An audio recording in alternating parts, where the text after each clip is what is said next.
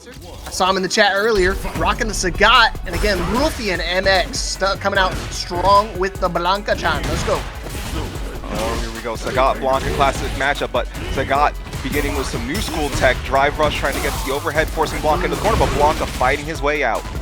Alright, I like the option select right there for Dreamblitzer, but you see Ruffian just playing really strong defense, already putting him to burnout right now, but you see right now, Dreamblitzer willing to take the chance, but getting swung on.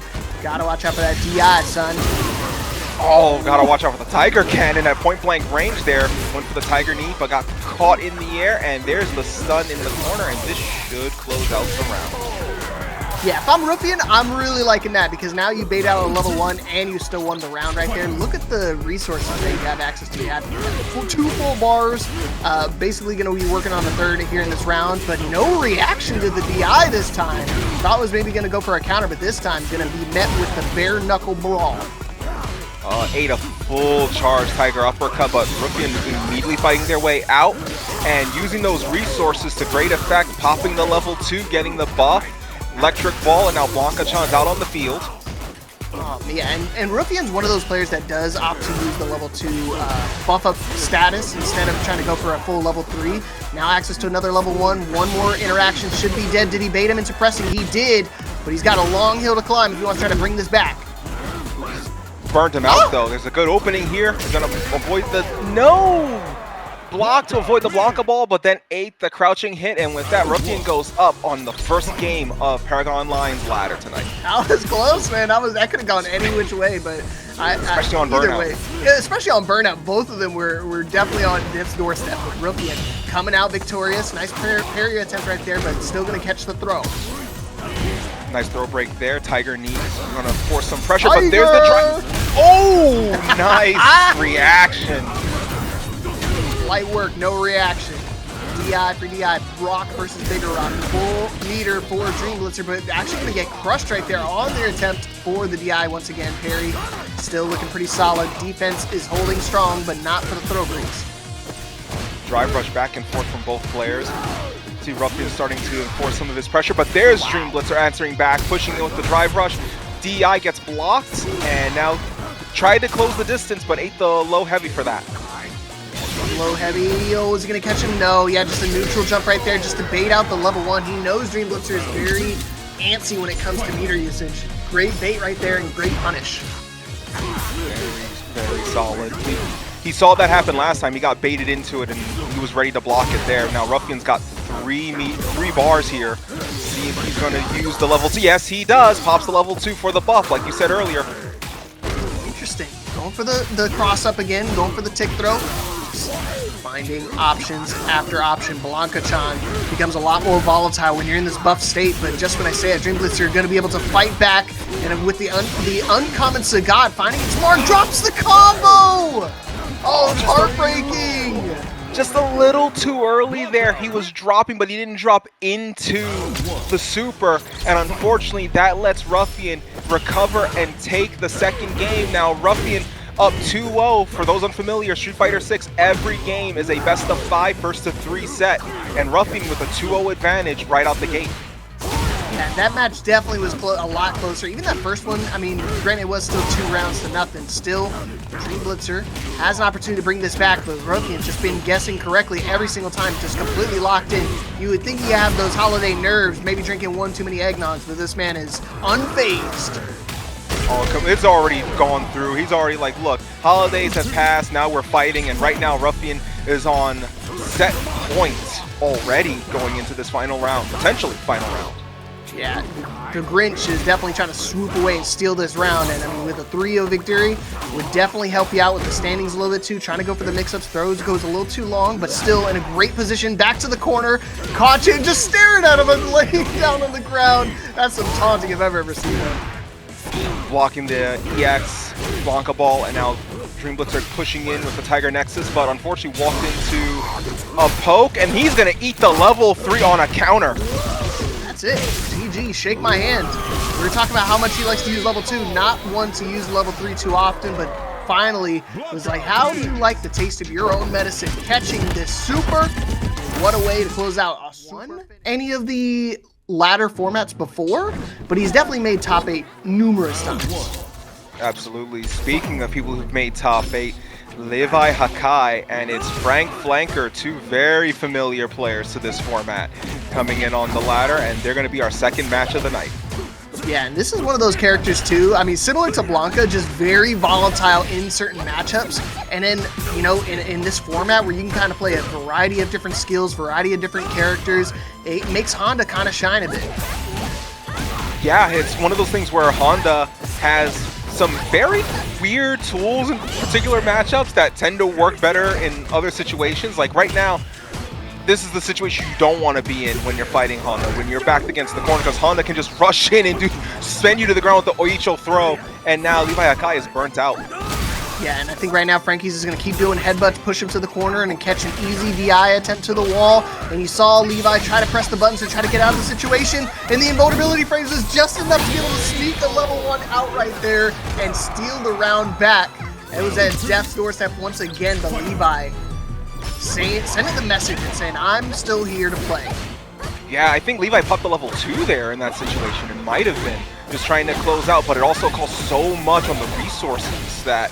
But we already see Levi back to level 1 and about 60, now 70, now about 80% health gone, jumping over, trying to get the final 20. Yeah, another level 2 incoming. Yeah, you're definitely running a level 2. I mix it up quite a bit because I'm still used to like the Eddie style with those yes, the supers. The super, yeah, I get you. But look at this. I mean, almost working on a perfect, but Frankie's got a tough time to try to bring this back into fruition. He's got access to a critical art, but does he going to have an opportunity to use it, though? It's going to be the ultimate question, ultimate punish right there. Baits out the wake-up attack from Levi and going to spend it, do monster damage here. Oh, this critical art's going to do a ton of damage. Not going to bring them even, but it's going to still bring them both to like a one-hit situation. And look at the positioning that Frankie is in. Oh, he found the hit confirm. Did he bait out level 2 this time? Yes, he does. And what a call out from Frankie. Knew he was going to try to press a button in that situation. Now going into a final round, only Levi having access to one stick of butter. It was a bit of a gutsy play there to try to, you know, repeat the first verse of this song, but FrankFlankr had a whole different chorus in mind and just shut that down before closing it out and taking that round, and now tied up on rounds. Nice neutral jump there by LeviHakai. Sometimes it's one of those things, you hear the music, you think it's catchy, you try to play it one more time, and the crowd is not having it. But right now, the crowd's loving what they're seeing. Levi was in control for a moment, but Frankie finds his way out, going for the buttons, perfect parry attempt, and he's gonna go for the easy combo so he can get the guaranteed level 3 at the end of it. Wham, bam, thank you, man. Let me see them feet. And closing it out, just bouncing him off the floor, and then here comes the kick, and it's a goal, sending LeviHakai up 1-0 in this set. Man, I miss Fatal Fury. I like seeing the level 3 from Ronaldo come out. So it's giving me some good old memories. Rest in peace, Fatal Fury.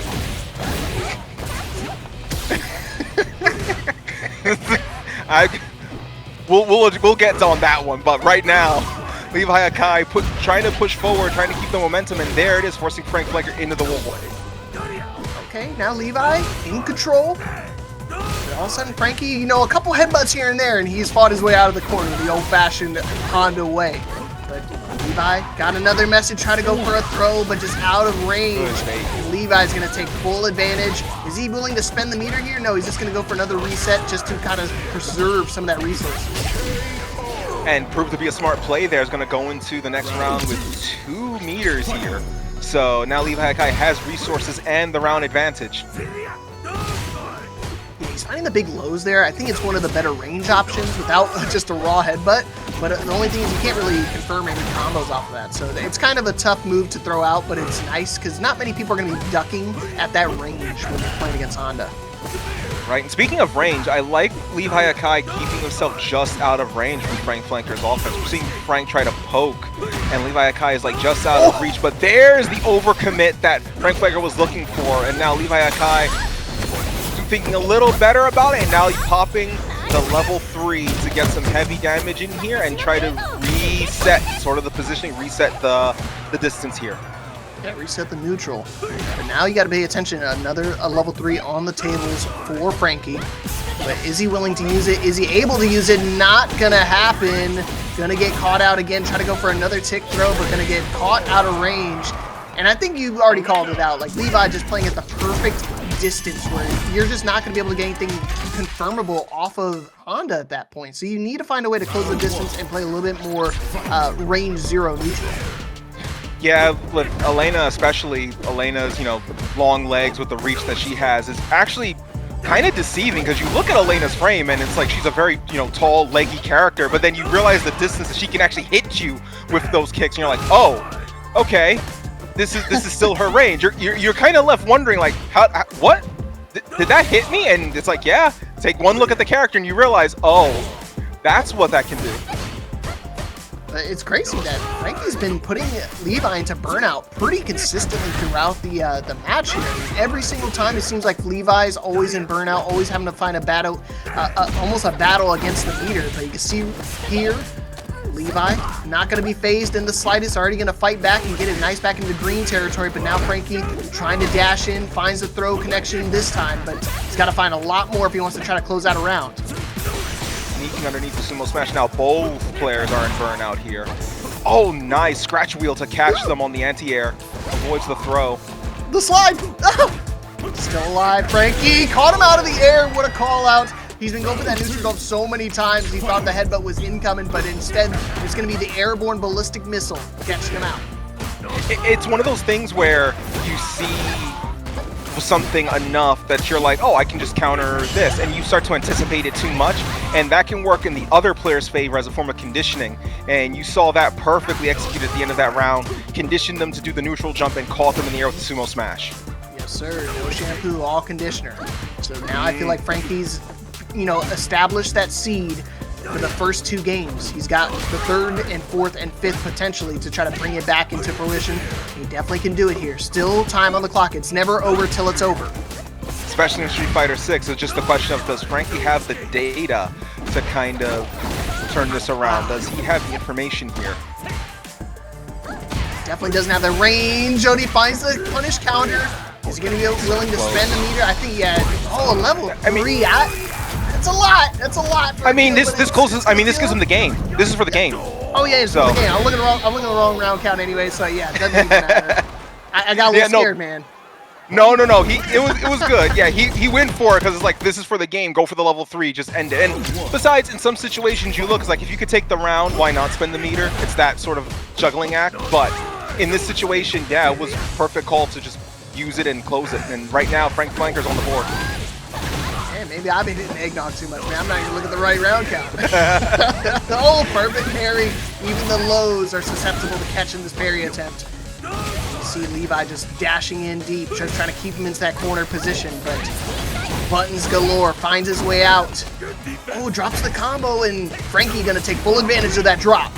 Oh, this is not where they want to be. Yeah, right in the corner. Oicho throw. EX taking them out, and now FrankFlankr's got the momentum on their side going into this. That's what we were talking about, man. He planted the seed. And now he's trying to bring it back. One more round, and that's it. It's going to be a tie game here. Now Levi's got the corner here. Going to force FrankFlankr back up against the corner. Counter. Oh, didn't get the third one. Oh, nice shimmy. What a call out. Yeah, the little shimmy really caught his timing off guard. Not willing to spend the meter again, wants to save it for a final round situation. But now you got to be worried about Frankie trying to bring it back. He could definitely find a comeback here, especially with a little hit confirm. Nice swinging for the fences, swung at the baseball. Keep your eye on the ball, my friend. Going to keep the pressure here. The palm thrust, going to force LeviHakai into the corner, but doesn't get the throw. Jump over and gets caught for it. Now LeviHakai going into set point with 3 meters, so there's a level 3 on deck from both sides. Who's willing to pull the trigger first? I feel like most of the time it's been going to the way of Levi, but I mean Frankie, he's one of those players, man. He just needs one opening, and he's gonna immediately let it rip. And around Frankie right now with his drive gauge, I can see Frankie. Uh-oh, wait a minute. LeviHakai's got the combo going. The scythe pushing forward, now has Frankie in the corner. See, I was thinking early on with the drive gauge situation was looking, Frankie might be the one to push for the level 3 sooner. Are we going to see it here? There it is! Yeah. Gotta do it here. And Levi now in a dangerous spot because now he's going to be in the corner. He's going to have little to no resources. One more interaction could potentially bring in burnout, so they're just going to play the defense, play the range game. Oh, the low check again! Not enough to kill. One more interaction did. Direct impact. Oh my goodness, again. Gotta worry about them shins. Those ankles, the lows are just chopping them to bits. And just like that, brought it all the way back from an 0-2 deficit to tie things up. Final game situation between LeviHakai and Frankeflankr. It was kind of funny in the end of that round, is like LeviHakai just walked into the open palm that was E.Honda in those last few exchanges, the little pokes there to close out the round, and now tied up. But LeviHakai is completely undaunted by this, keeping Frankeflankr in the corner.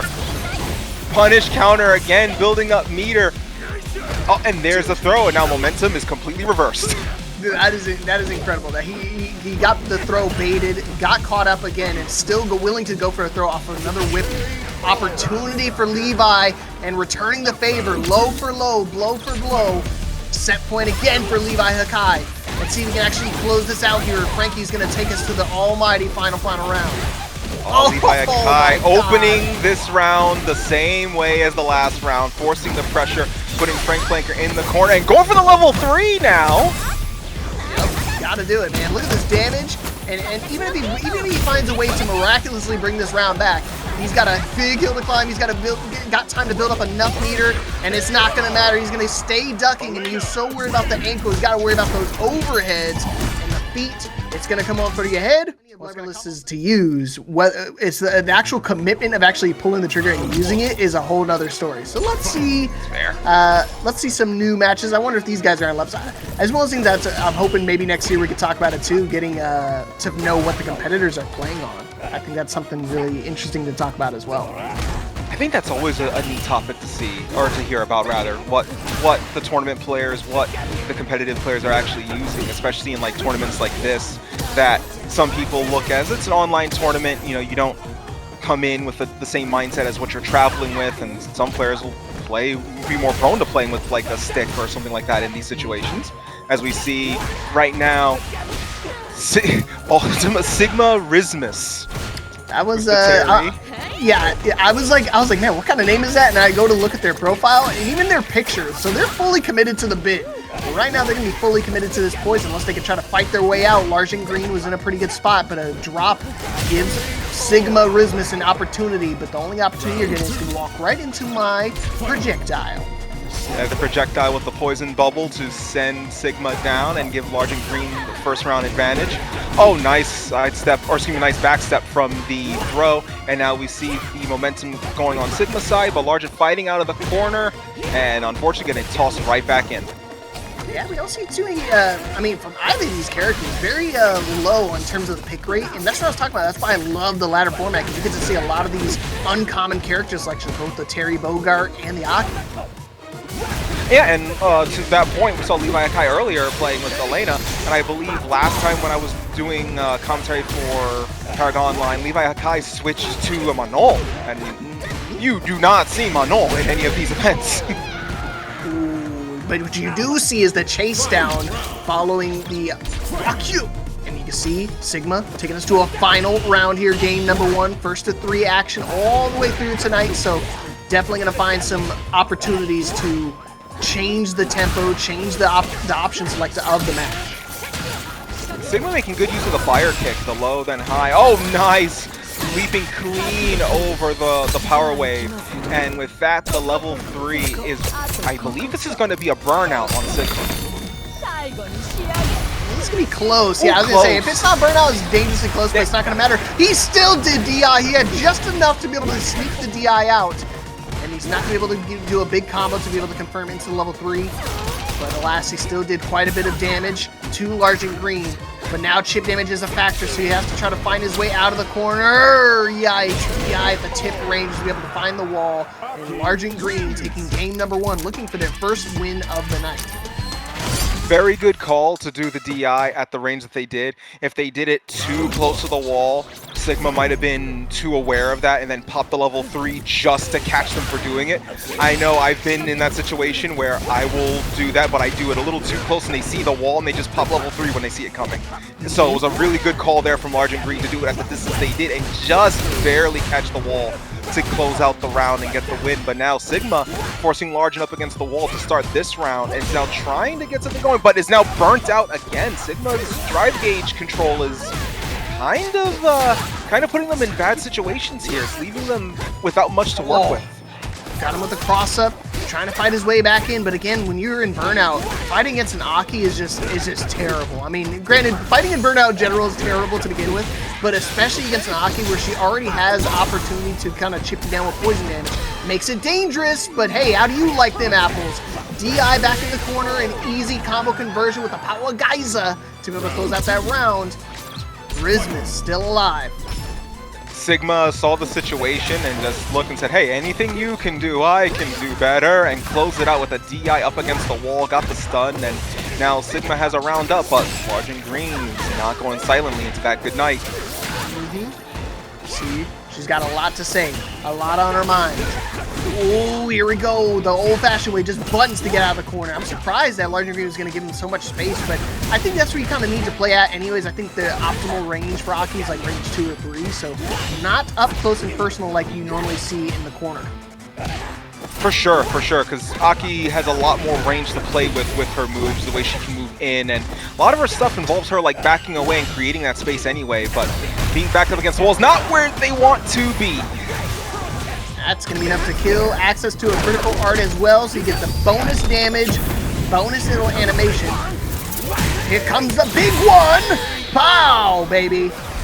Ultimate Sigma Rizzmas, bringing it back. Game number 2, tying things up.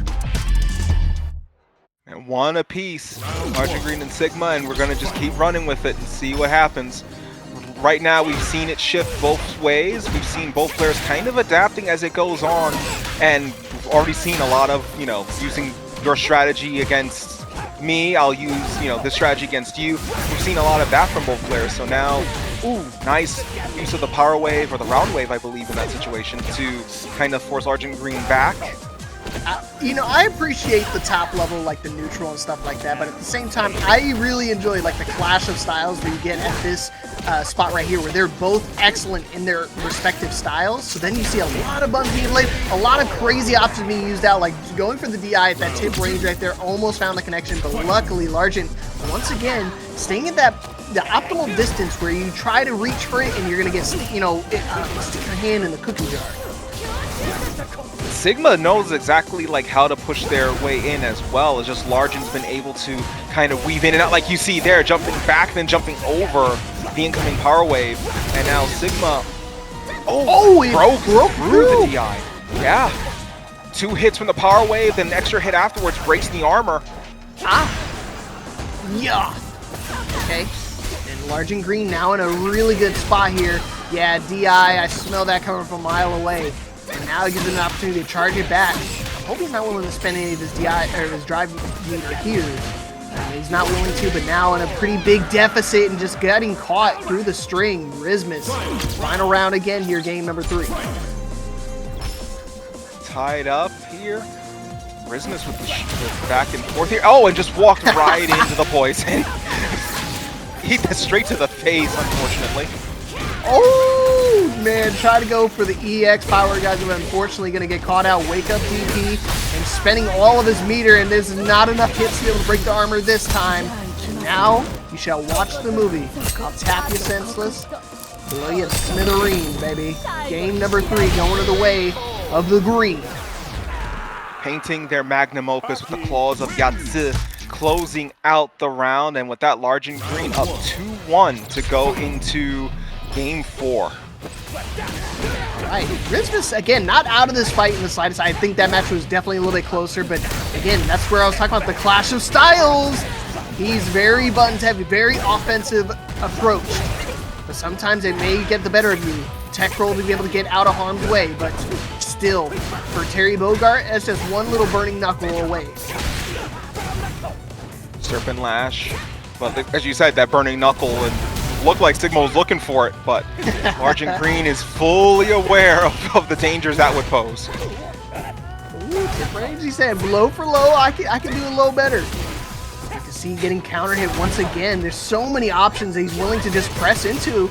And I mean, he's got a little bit quicker buttons. I think Bogart is definitely a character that can duke it out with the best of them, but try to do for a wake up EXDP once again, but just out of range, and now going to be out of life. And with the level 1, just to make sure he can confirm that kill. I think the poison now makes a one-hit situation, and not an instant replay, but whipping the EXDP once again. Largent Green now on set point. Kind of put them in a desperate situation, then countered it, and now we see the round opener with nice command grab. Now the Serpent Lash is now setting up the poison. I always forget Aki has a command throw. You don't see too many Akis begin with, and they just rarely use that move in general. No, they usually use it for like the mobility. They don't really go for the throw off of it. So when you do see it, it's like, oh, right, yeah, she does have that. it's usually a mobility tool. It's like, oh, okay.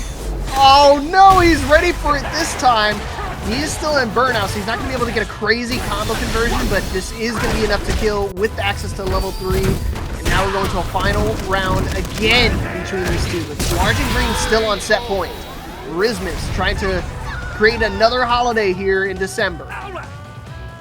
Could have been a risky situation there as well, burning out all of their resources for the round win, but we talked about it earlier. Sometimes your thought process is, hey, I can steal the round, I'm going to use all my resources to do it.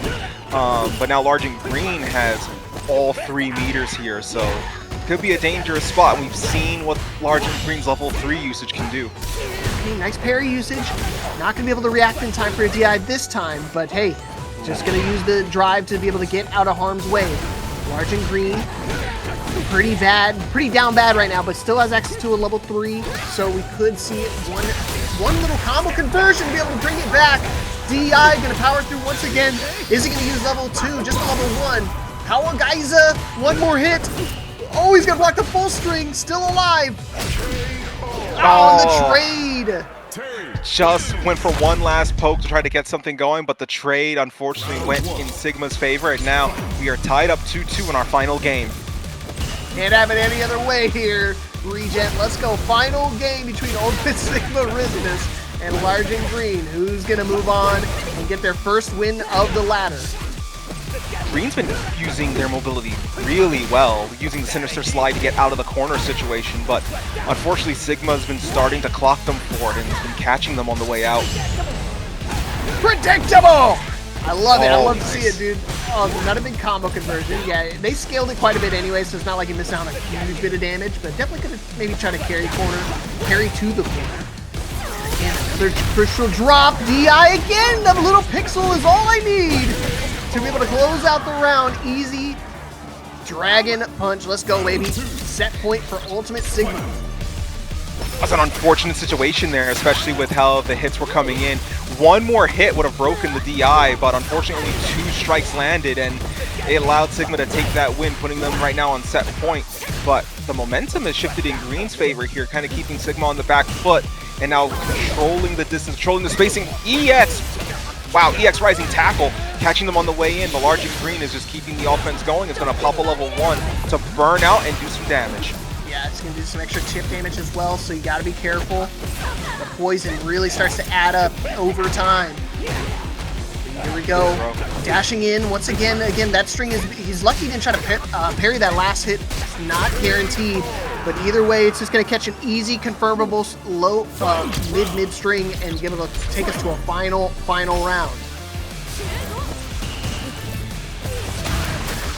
Oh wow, Green with the projectile drive rushing in, now using the lash to kind of get some, again, that mobility to leap right over the power wave, shimmying back to avoid the throw, and in the corner, Sigma's poison, Sigma's damage, Sigma's feeling the effects, and with that, Largent Green takes it with a perfect.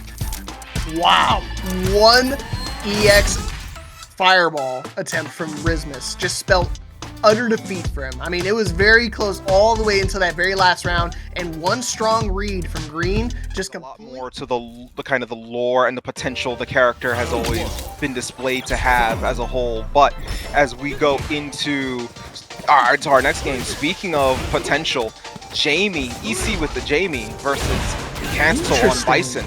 Yeah. I wonder if this is EC's Jamie run tonight, because obviously we know him for the Juri, but this time we're gonna be seeing a different variety.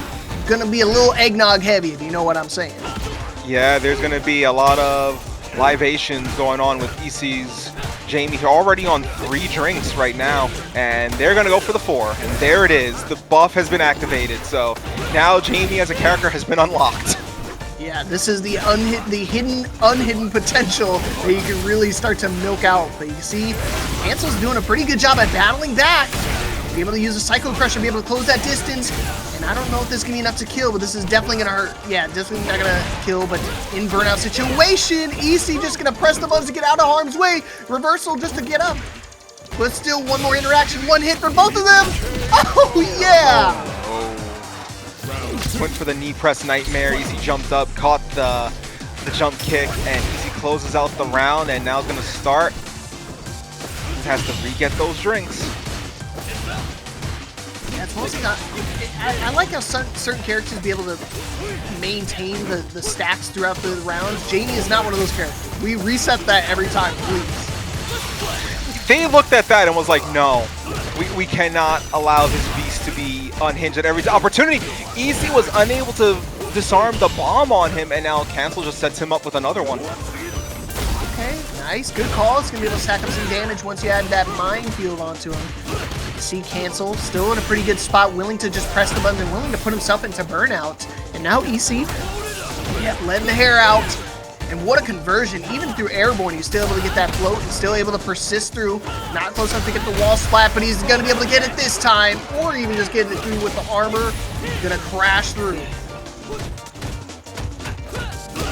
The pressure here, one of the dangerous things with Jamie when he's at full, drinks, he can apply the pressure pretty much almost unlike any other character, but the problem is you have to get there first, and now Cancel is just struggling to find his way in and is chipped out for his troubles. Burnt out, chipped out, and then sat out as EC goes up 1-0.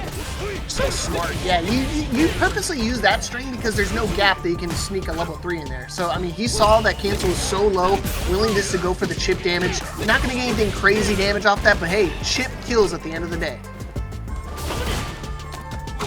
It's a big factor not many people really think of in those moments, like block, oh, right, I'm getting chipped out, and at 4 drinks, Jamie's a beast for that.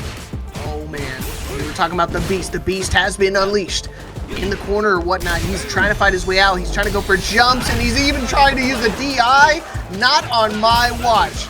Don't you see the hair is not covering my eyes? I can see everything, including the future, and including a perfect round. Round 2. Man, vicious at the end, just keeping the pressure going. The drive impact to set it up and then closing it out. It was EC with the drinks, and that's one of the things that Cancel doesn't seem to be able to stop. EC gets the distance, and right there, just was able to sneak out just 2 drinks before Cancel was able to react to it. So EC only needs just one more good exchange and one little bit of distance to get the last drink, and then Jamie as a character is just unlocked. He's got the punish there, but he's not able to confirm anything big off of that. Perfect parry this time. Oh no, he dropped it! I don't know if it was just out of range or if that was an intentional drop, but either way, Cancel, he's got his work cut out for him. Gonna place the minefield on him. He's gonna try to apply as much damage as he can while EC is in burnout. Psycho Crush just out of range, but either way, EC still willing to close that distance. Level 3, not willing to use it quite yet. This is a lot more of a Cancel moment. There it is. Forces EC into a bad situation to use the drive impact, and Cancel answers back with their own to take the round. That round played out almost exactly like how Cancel wanted it. Kept the pressure on EC, burnt him out before he can get the 4th drink, and then kept the bombs on him. So at any given moment, the bomb could detonate, and EC couldn't get a drink off at those moments. So Cancel has to play more like that in these games to keep EC on his toes to not be able to get the drinks off. Yeah, this is one of the few matchups where it's just like, go ahead, try to sit back when I put the minefield on you. You're just going to be catching everything! And unfortunately, Cancel's going to catch this level 3. You're going to watch this movie. Predictable. Big damage. It's going to extend it as well. Oh, missed the follow-up there, but either way, we're going straight back to the bottom. Ay, the read. It's going to try to keep the pressure on. Jumps over the throw! Oh my goodness. He could have just killed regular. Instead he's going for a tick throw. Just wanted to get one more sip in before we end that game. Already up 2-0. And that's what I was talking about, like the mindset that these players have. EC is not a Jamie player. He's obviously been known for the Juri, but just looking totally clean on the Jamie. Just going and looking so solid, so optimized with this character. He looks incredibly comfortable with Jamie. Yeah, it's like you said, Juri is what he's known for, but already 2 drinks. 2 drinks within about 12 seconds in that moment. Yeah, see, I hate this. I just know that certain players, they just have that mindset. It's like, you know what? I don't care if it's the wrong move. I don't care if I'm really not in an opportunity to get this off. I'm just going to go for another drink just to be able to keep building my stacks up. And I know somebody from my old local, they used to do this too. They would just randomly play a Jamie match and just go straight to the bottle every single time. And it looks just like this. Domination at its finest. Easy set point. It reminds me a lot of how players with Virtual Fighter would play Shun D, because Shun has a similar drinking mechanic, and sometimes you give the player enough distance, they'll just go for the bottle. And that's what you want to do in those situations. You want to fill that mechanic up as quickly as you can, because in the case of Jamie, it gives him so much more that he can do, as well as the little buffs that go to his frame data as well. And it's been playing out very well for EC as he's backing away. I don't know if he's going to go for no! Jump in to close the distance, and now he's going to take the pressure to him directly. He's looking at this going, I don't really need the drinks. They just help. Yeah, they're just additions to my non-stop relentless offense. Cancel. Gotta fight his way out. Nice little anti-air check. He went to the air one too many times. Not gonna be enough to kill. Setting the minefield and Psycho Crusher again with the additional minefield just for added measure. Cancel not out of this yet. Was a good call there, preserved his level 3. Was a risky play, it put him in a very dangerous spot where he could have been taken out of the match at that point, but Cancel just bet it all on the jump in, Psycho Crusher, closed it, now he has level 3, but so does EC with the Jamie. Yeah, you gotta be careful, and one more interaction. He has access to a critical art, but he's got a big hill to climb. 1 pixel in a dream. DI, no reaction to it. Just gonna be able to low check once again. Setting the minefield, DI again, and it puts him in burnout. He's more than happy to take that trade every single day of the week. 1 hit is all he needed to be able to get that round and get the set.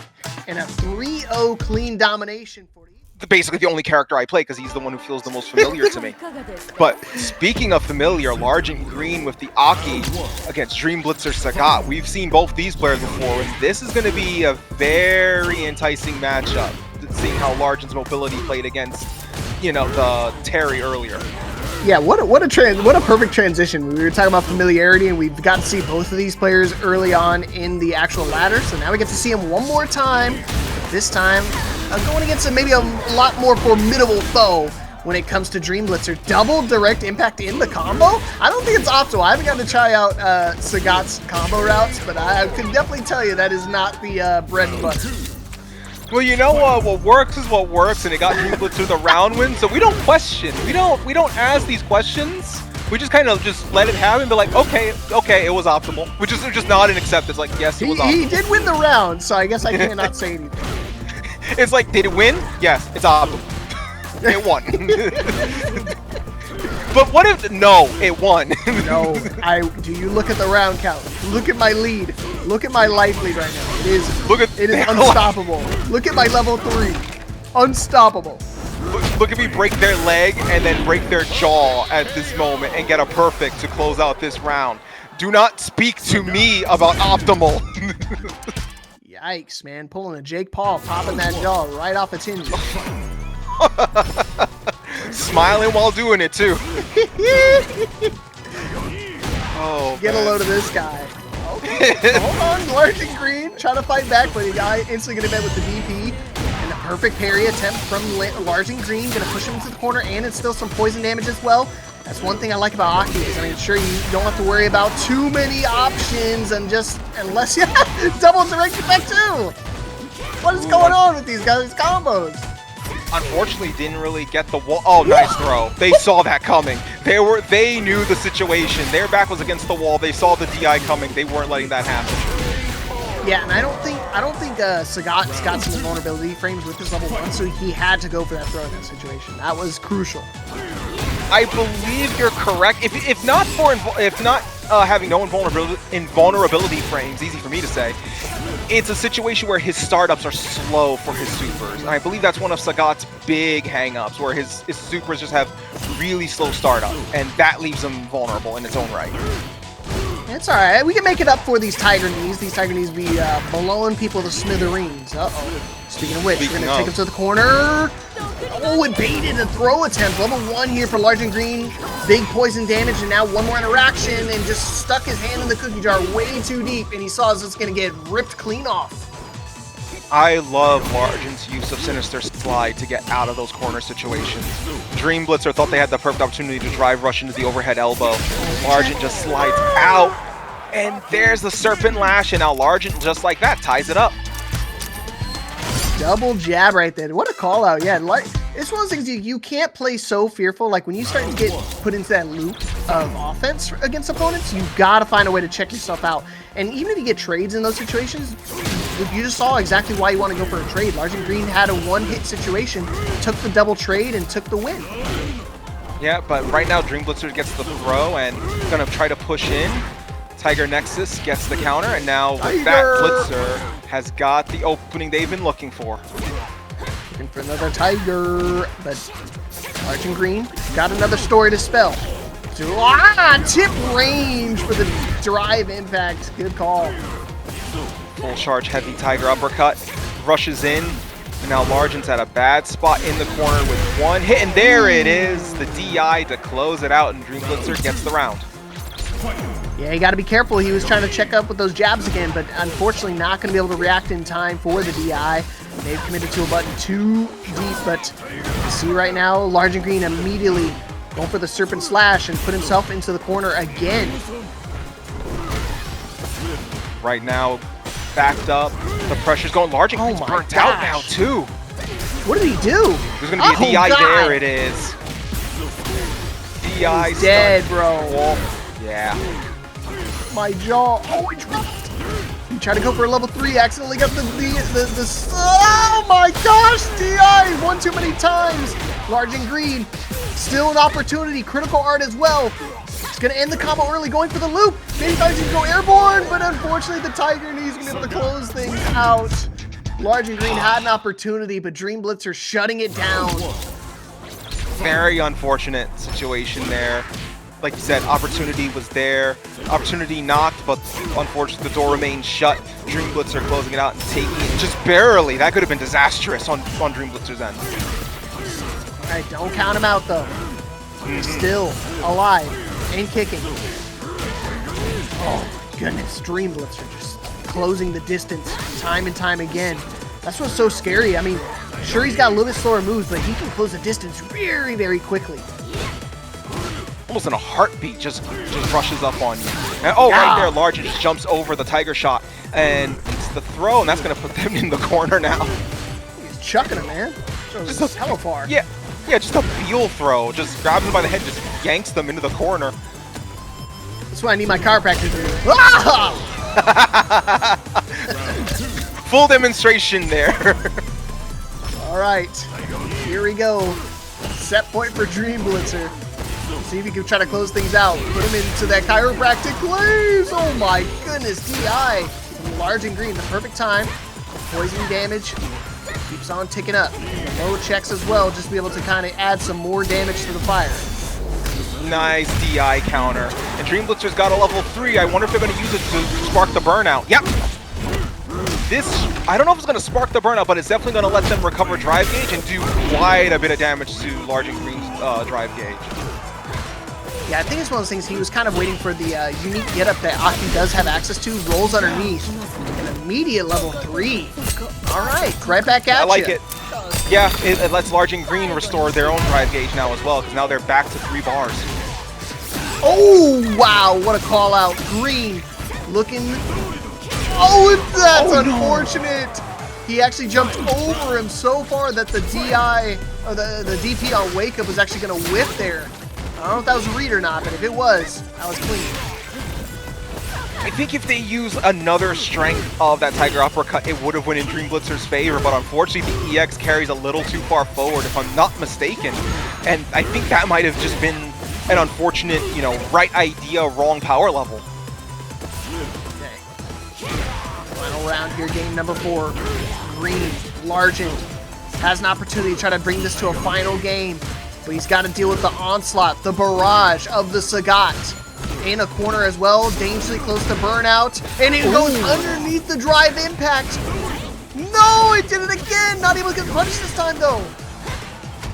Largent Green's burnt out though. Dreamblitzer has their own drive gauge, and they're going to keep the pressure with the Tiger Nexus. Ooh, trying to go across the defense is too strong, but no throw break. And Largent Green survives the barrage of Sagat while in burnout to be able to take this to a final game situation. And man, Regen, it feels like every single game has been final round between a lot of these players. So far, yeah, it goes to speak to the level of competition between the players here. And to that point, Largent Green, it takes a very composed, very skilled player to fight out of a burnout situation, and Largent Green seems almost comfortable in those situations. But now Dreamblitzer switching from one king of Shadowloo to the other, going to Bison. Yeah, this is a big win for both of these players. Dreamblitzer already has his 6 required matches, but he's sitting at 0 right now with his win-loss differential. So he needs a win here to stay on the positive side of things. Largent Green trying to get their first positive win as well to make it 3 and 4 for them. So let's see if they can find a win here, or is Bison going to be too much for them? The mobility between both these players right now is going to be going a little crazy. Oh, nice, catching them off the potential head press there. Okay, nice little check again. Playing that perfect range. Thought he was going to go airborne. Not going to be able to read him too deep. We got to be careful. Try to go for it again. Airborne. Going to catch him. Oh, full more interaction. Jumping over the DI. And he's able to get the punish counter. And once again, we brought it back. Largent Green set points. Dreamblitzer trying to make things happen with the Bison. Hopefully he's not going to dwell on it. E press, EX going to plant the bomb. Drive rush, Dreamblitzer's going to try to focus in, keep Largent Green locked down. Head press, bomb, and there's the DI from Largent Green. Oh, did he catch it? Oh my god, I don't know what he tried to do right there. Did he try to retaliate with a button? You're only going to retaliate with the poison now. I think he was still in the combo. Like, that was all one combo string. Jeez. It was such a wonky combo, man. Aki is such a bizarre character. Yeah, Aki's so weird, but it's so cool to watch an Aki who knows exactly what they're doing, and then just adding insult to injury with the poison and closing it out. Largent Green closing it 3-2 against Dreamblitzer. One win, and it's on me, and it ruins my chance to make top 8. So definitely can play spoilers, so just jump in and have some fun with these matches. But hey, finally gonna be first time seeing Sergiano tonight. Sergiano, and they're playing the loop.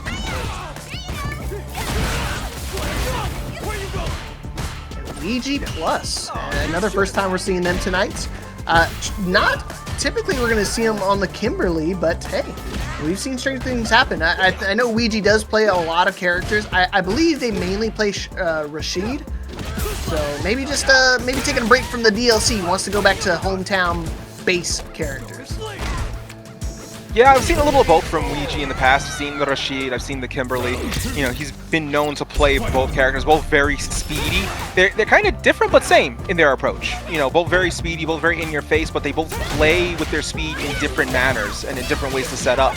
Whereas we see Ouija here pushing in with the pressure and then, using the in and out and then hitting the hurricane kick, and Sergiano fighting their way out of the corner. Where are you going? Close the distance. Yeah, that's what you got to do with Luke. You got to be able to close that gap really quickly when you can. So you see Ouija taking advantage. Full combo conversion. Could have used some more, but gonna end it early. Just go for a reset, because now one more interaction here for Ouija should be enough to be able to check him out of drive rush and be able to take the round potentially. Trying to avoid the Sandblaster. Nice. Here we go. Oh, there's the drive rush. This is going to... Are they going to pop? No, we're going to reserve it. Okay. We need it.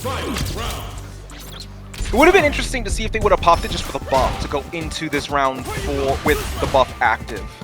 But they opting to save it, probably for the damage. Yeah, it could be that. It could be a secondary thing too. Again, Luigi is, you know, a man of many characters, so maybe not something on the forefront of his mind, willing to save up for the level 3. And now you want to talk about going in with a buff. How about this buff? Music is a jamming. Yep, music's playing and they're feeling the groove right now. Not exactly Elena with the beats in their head, but they still got the music playing in their soul. With Luigi trying to keep the pressure, Luke fighting out of it, but moving in and out, left and right, and now Luigi's gonna just enforce the pressure with the bombs, the setup, and closing out the round. Luigi takes it 1-0. Alright, looking pretty solid here with Kimberly. I'm excited to see more of this action tonight. Ooh, try to go for a throw, but Sergiano just maybe a little bit out of range, maybe try to go for a duck situation, but either way, Luigi gonna take full advantage of it. Going for a +1, but maybe even a +2, try to go for another throw, but again, just too evasive. Yikes. And Luigi making good use of the arc step there. Gonna jump in, did the Izuna, is not going to do the DIs in the corner. Both of them are one good hit away from a burnout. Luigi's now burnt out, and now Siriano's getting their drive gauge back. And that puts Luigi in a bad spot. Oh man, he's gotten Zenzue out and accidentally crossed himself up, went for a DI, but it went the wrong direction. And Luigi going to take full advantage, instant Hilda. Yeah, had to do that because he didn't have any meter to actually optimize the combo even more. But either way, he's going to take that. And now he's got 2 stacks on the spray cans, looking for 1 more. A sprint, a slide, a drive rush in. He's going to go for a combo to keep Siriano in the corner, I should say. Siriano's fighting out of it. This seems to be the MO here. Luigi trying to keep Siriano contained, but now therein lies the problem with the strategy, because if Luke gets you in the corner, it's very hazardous to your health at that situation with how quick Sandblaster can pop off. Okay, he crossed him up last time when he would try to go for a DI, but this time going for a quick little jab so he can redirect, correct himself back into this right side. You see DI not going to be able to react to it since he is in burnout. But he's got to take advantage of that while he can, because it's slowly ticking away. He's going to be able to build it back in time. DI just way too late. And Siriano putting himself into the corner, and that's going to be a dead with an additional level 2. Wham, bam, thank you, ma'am. Game 2, 2-0 lead for Luigi, +1.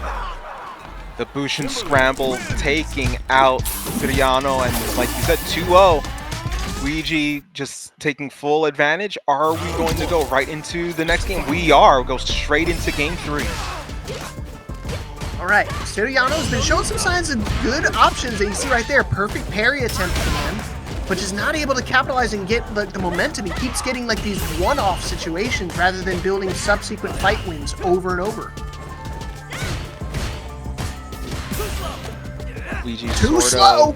Yeah, I was just about to say, Luigi's sort of being a little too patient here. Siriano's gonna kind of catch that.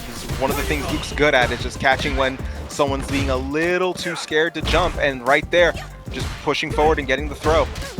Yeah, go for the punish counter this time with the simple little jab. But again, just out of range. Be able to get a big confirm off of it, but this time it's gonna be keep it nice and easy. Oh, Sandblast's gonna whip! Ah! Hold on, Luigi could bring this back, and just in case, just gonna keep this combo simple, drive dash in, wham bam. Quick, easy, simple combo. Oh, wait, catching them in the air with the Izuna is gonna get them in the corner, and now we're gonna see Luigi get backed away and then reverse the momentum. Same, it's Siriano knows how to get out of those corner situations time and time again, forcing Luigi into the corner. Yeah, dude, he knows how to throw it down, flip it, and reverse it. See right now, Luigi trying to jump in, trying to show you how to work it.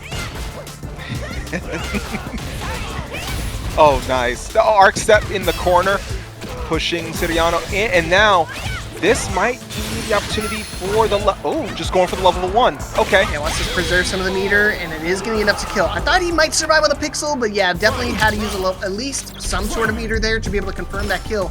Set point for Luigi. But Siriano, again, still is keeping it close, keeping it competitive, but despite how competitive the matches are, the score line is going to tell you a completely different story. Oh, absolutely. Setting up the trap there. Siriano keeping him locked down. Ouija's now getting backed away. Nice! Backed away from the throw. Familiar with that game, have seen that burst and that setup more than once, and this might do it.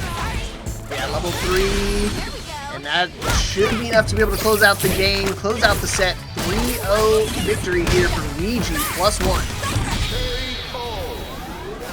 Ow, nice close out there with the level 3, popping it just when they needed it. We saw a more reserved Kimberly play there. Said that, I almost flipped this goddamn table because I had to experience that same exact situation. But finally, we're gonna experience the last match before we go to break, and of course, it's got to be the all-night match, right? The 2 undefeated players. Let's see who's gonna stay undefeated and who's gonna catapult themselves to the #1 spot. Let's go. So this is a funny situation because this is Ruffian's 6th match. Win or loss, Ruffian is going to make top 8. This is strictly for Ruffian's placement in top 8. Whether he's the one who remains undefeated going into top 8, or is LeviHakai going to just add another body to the pile as they walk right through, nailing the scratch wheel and taking round 1 to close it out. And LeviHakai is just going along with the dance and the feel of the rhythm. And this is, man, what a match to end on. This is definitely one of the high notes. Yes. See if Ruffian can kind of shift fates right now in this first game. Try to go for the parry, but you see Levi willing to end the reach early. Doesn't want to overextend, but just when I say that, going for the throw and reaching for a whole lot of nothing. Blanka coming in with the head bite. Oh, but the kick, the punish counter. We talked about the reach before. Rhino Horns now going to try rush in, and Ruffian backed up, but he's in a really bad spot. Ooh. Nice, just got out of there. Yeah, good call, but he's still in a tough spot because one combo will be enough to kill here with the assist of the critical art. Yes, sir, instant critical art. I spoke into existence. I'm sorry, Ruffian fans. I jinxed you. Unfortunate, just bad timing on the movement, and LeviHakai just caught them. Set, serve, spike, and then just batted them straight into the ground, closing out the round, and LeviHakai now up 1-0. Alright, not too shabby, not too shabby. Oh, try to go for a throw again, but luckily just out of range. He already committed to the cannonball, so not able to get anything big off that. Again, he keeps trying to go for the throw, but Ruffian might have been sipping on the eggnog a little too much and getting caught off guard. Parry there, gets the throw, now puts LeviHakai in the corner. Now this is what Ruffian wants. They want Elena in the corner. They want to get up close, but unfortunately, LeviHakai knows to fight their way out. They know how to just quickly just poke their way out of that situation, but Ruffian got enough of an advantage here, burns their drive gauge, and is now just needs one more hit. Oh, yeah. He had to do it there because he didn't have access to his drive meter. He was in burnout, so no DI was definitely off the table. And so he's just going to use the meter to his advantage. And now Ruffian in the driver's seat. Oh, perfect parry though off the cannonball. Back to the corner we go. Nice throw break, the cannonball there. Now just reverses it. Now puts puts themselves back in the corner. Okay. I feel like that might have been, oh no, this is going to be scary. I feel like that might have been a mistimed cannonball the other way around, hoping that Levi would wake up into it, and instead they just put themselves back in the corner. Yeah, sometimes just delaying your timing just a second is enough to be able to kind of shift things into your favor. Again, wants to save the level 3, he's able to block it, but he's going to met with another button. And you can see the trade going off into Levi's favor, and I mean, sure, it was risky not using the level 3 there, but now he's got full access to meter in this final round. Right, and Ruffian coming in with meter, the Blanka-chan, so they have access to their buff, which will be kind of goodness, dude. This is yeah, Regen. I'm sorry, man. This is painful to watch, man. This is he's undefeated, mind you. This is like a show. He's been definitely sitting for a little bit. It might have been his first game match, and what a match to come back to, because now you're at death's doorstep. Got to try to fight his way out. He's going to use the throw to swap sides, but Levi having none of that. Immediate button to get himself out of trouble and up 2-0. Yeah, catches him with the wheel at the end. LeviHakai up 2-0. Ruffian, like, again, both players are undefeated here. Ruffian, we've seen the caliber of player Ruffian is in, and it could be as a factor that you said, it might have been a while since he played, maybe, you know, got a little cold hands here, but Ruffians trying to fight their way out, but Levi knows how to play their distance well. They know how to play to Elena's strengths really well. Yeah, right now, Ruffian, I mean, no pun intended, he's looking a little green right now. Oh, absolutely, but unfortunately LeviHakai is looking to change the color to a little black and blue while they keep him in the corner. Wow. Unreal, dude. Set point now for LeviHakai. And again, this is for the #1 seed, because either way, they're both making into top 8. Both of them are easily being winner side, but it's whether or not who's going to make it into that #1 spot is the ultimate question. And right now, it's looking definitely in favor of LeviHakai. But that's the thing about table odds, right? You don't want to lean on it because it's never 100%. Yep, never in these situations. So the Blanka-chan, and this is going to take the round. Nicely done. Nice reversal of fortune. Like I said, 99% is still not 100. You still got to get the job done. It's never over till the ball sinks in the cup. And right now, the ball is twirling. Right now, we're about to see if it lands in or if it's going to go back to the green and go back for a potential another putt. Ooh. Nice use of the buff here. The Blanka ball. Blanka-chan set in the corner. The throw is going to buy some time. And Blanka-chan's going to activate. Yep. Oh my gosh, look at this damage. He's going to use level 1 too? Yeah, he's got to use it at this point. No other time. One more interaction. What just happened? He swapped sides. No. The teleport.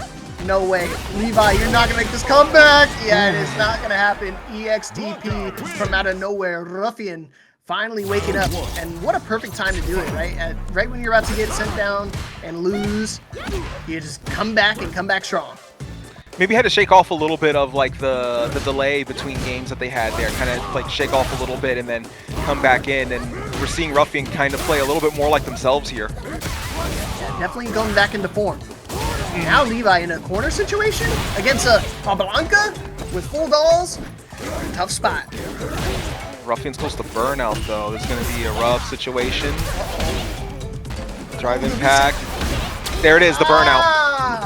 I knew it. Yeah, I was gonna say he tried to go for a reset. He didn't tech roll properly, so it definitely caught him with the DI in the combo, using the level 1 as well, just to make sure he confirmed the kill. One more interaction, DI because he can just press it. Now Levi is in burnout with a Ruffian who has the dolls, and that's the situation that they did not want to be in. Dude, what happened, Levi? You had it. You could have closed it out. You tried to save it, trying to get a little greedy, but now Ruffian in the driver's seat of the match, trying to tie things up, and he can definitely do it. Double dashing, it eats up quite a chunk of the drive rush meter, but as long as he finds the throw right, it's a success in his eyes. It was a good side swap too, because now LeviHakai is going to be closer to the wall, and Ruffian wants to keep LeviHakai kind of pressured down. Unfortunately, Levi knows how to fight their way out of it. Activation of the buff gives Ruffian their own distinct advantage. Blanka-chan's in play. Whoa! Again, he mistimed it. Normally the throw is guaranteed, but because he took too long, maybe tried to thought about swapping sides. Another level 2. There's the healing. Want the grass. Here we go. Yep.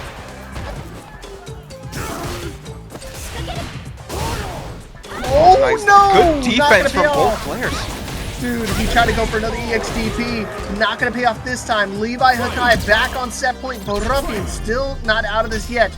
Both of them have access to 1 bar of meter. Who's going to make it happen first? And both are going to be able to easily build up to level 2 at least. And level 2 is arguably the more dangerous for both Elena with the healing and Blanka with the buff in general. And we see Blanka might reach level 2 the first. Yep, Blanka has level 2, so now the buff is a weapon that's in play here. Yeah, it just increases the volatility of all your moves, makes you have access to the voltage as well. So now the Blanka dolls just become a lot more sinister to deal with. Look at the patience from these guys, the patience! The dolls come out, now they're active. An active minefield. Watch out for the skull and crossbones. Oh, the drive rush, nice. Dude, he evaded it so nicely. That was great patience from LeviHakai. Now has access to his level 2. Maybe even, hell, even a level 3. Yeah, I don't think they're going to go for the level 2. I think they might be willing to hold out for the level 3 depending on the situation, because that might be, with a good combo, that might be enough to kind of seal the deal for them here. Oh, or maybe. They have critical art now. Yes, sir. One more mix. He's going to catch with a throw. The Blanka doll does it. What? He died. There's the critical art. Critical art! What a comeback from LeviHakai! Outlasted the level 2. Still's got to do one more hit, but seems like all the hard work has already been done. Full drive rush. No way! The invuln frames from level 1. The invuln frames from level 1. Catching LeviHakai. 3 jumps back and then jumped forward, baited Hakai to press the button, and then punished with the level 1. Ruffian now ties it up 2-2. That was incredible on the mind game front. He's awake! He's awake! He's alive and well! Final game between these two. Ruffian trying to bring it back to reverse sweep, now on the table. The LeviHakai, he's been here before. He's had the same exact situation where he let the opponent come back and then just shut it all down. Ruffian trying to show off that he's the #1 seed. I'm the undefeated champ here. The Ruffian showing that they are fully awake and alive, while LeviHakai, again, been in this situation before. Don't call it a comeback. Been here for years, as all of a sudden he's putting the suckers in fear in the corner. The drive gauge depleted, and LeviHakai drive rush combo. LeviHakai now on set point once again. All right, but he's got to actually close it out. It's never over till it's over. I told you that 99% is not 100. But here we go. Another opportunity here. Back to the corner. Nice throw tech to be able to get himself out of harm's way. He's been going for so many cannonballs, and he got caught once again. The perfect parry. Keep him in that corner. And you see a parry attempt again. I saw the flash of blue. But just again, just another EXDP wake up from Ruffian, not paying off in any way, shape, or form. Level 2, just to make sure he confirmed the kill. And just like that, shutting down the reverse sweep again with another perfect round. Closing it out, signed, sealed, delivered, the 7 letters from LeviHakai Luke. But right now, we're going to see Frankeflankr against Prince, who's rocking the C.Viper. Interesting. This is another one of those characters, like, I think it's common, but like not so much where like you get comfortable with the matchup. But then again, if you've been playing Street Fighter for a long time, you've definitely played against the Viper once or twice in your lifetime. Let's see if Prince can make some magic happen. Top 8, loser side. Loser is eliminated from the tournament. First to 3, all the way through. Let's go. Oh man, the thing with Viper is Viper plays almost unlike any other character in Street Fighter, and there's so much to keep an eye on with the seismic slam, with the flame kick, and just the throws in the corner, just, you know, very, very simple. Like I sometimes like to say, you know, give it a little kiss, keep it simple, son. Mwah. And with that, Prince takes the first round. That's how my dad translated it for me. He told me, keep it simple, stupid. So I'm glad your dad was a little bit nicer than mine. But either way, Prince looking pretty solid for that first round. Again, it's one of those things that I always forget, like, Viper's been like a long-standing character, because I only remember her in like Street Fighter 4, and it just like, it's been so prominent ever since. She's had 2 game appearances, SF4 and the MVC3 games, MVC3 and Ultimate. She completely missed SF5, and now SF6, she comes in and she basically feels like her SF4 self in SF6, which is impressive considering the style of game and all the tools she has. It's kind of amazing how well she translated over. Yeah, I really like her, especially the creativity that people have with the emotes with her. You can see how little illustrious they can make her. But Frankie has no time for fun games. He's got only time for death palms and corner carries. Oh! Oh man, he almost caught him out of the air. The parry just mistimed. Didn't hold it long enough. He was so close to burnout. He didn't want to put himself into burnout, and he's going to do it anyways, but not enough to kill. One more X. Oh! Pressure, the lightning punch, thunder again. Oh, but the hand slaps, and that's what makes the difference. Finding the opening, get the hand slaps there, and Frankeflankr takes the round and kind of steals one from, you know, victory from the jaws of defeat in that particular situation. That was dangerous. I thought he was going to be dead for Frankie there. Prince kind of letting off the reins a little bit, gave Frankie a little lead, a little inch is all he needs. Parrying the perfect timing for the sumo slam, but he's got to make sure he's going to be able to capitalize off of that. No escape! Liking Prince's defense here. As I say that, good, perfect parry, and gets the throw. Now Prince is in the corner. Yeah, Nepgear, you tune in just in time. Top 8 just starting out. The Prince trying to take this first game here, met with another throw. Both these players do have access to level 3, but are they even going to have an opportunity to use it? I don't think any of them are going to be able to DI, but way too far away from the wall to make anything. Might have been just used to give themselves some room in that situation to try to that fight one? their way out, but it's not. This is now they're in the bad situation, jumping in, and they just eat the chop on the way in. And with that, Flankr goes up 1-0. Yeah, he already made that call about why he used the DI, and he just did it again to try to get that wall slammed the second time, but just, yeah. Frankie was already airborne. He already smelled that coming from a mile away. Excellent comeback right there for Flankr. Now let's see if Frankie can do it twice, though. Good seismic hammer loops, and that goes into one of the things I love about seeing Viper. It's the loops and the combinations that she has there. Nicely done with the Thunder Dash into the Tracer combination, and now fighting their way out does Flankr using the sumo smash to get their way out of the corner and reverse the positions. Bro, it's stupid, man. I wish you could punish Honda players when they do that, because they use it like almost like a get out of jail free tool, because you can't even get like a regular jab punish off it. It's so stupid. It gives Honda something. Like, it's one of those situations where it's like, I can't be too mad with Honda having a tool. Don't give them anything, man. Don't give Honda players anything, bro. Headbutt is all they get. You're just completely vouching for the complete obliteration of Honda. Perfect. That sounds good to me. What do you think, crowd? Flankr using the sumo smash, but now found themselves in the corner here. But Honda knows how to fight their way out of the corner. Oh man, he spoke it into existence, immediately headbutting just like a tornado or a torpedo out of harm's way. You see, Prince is in a really bad spot right now. Big life deficit, but he does have access to a lot of resources. Not a lot in terms of drive rush, but hey, one special move could change the tide of the fight. Another throw. Oh, nice seismic hammer. Seeing Prince mix in the feints with the actual execution of the seismic hammer, but the Oicho throw is going to close it out with the EX boost, and with that, they're tied up 1 round apiece.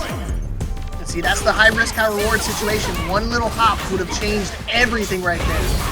But here we go, back to the corner. Prince back in control. More Thunder Slam, Seismic Slam to the back.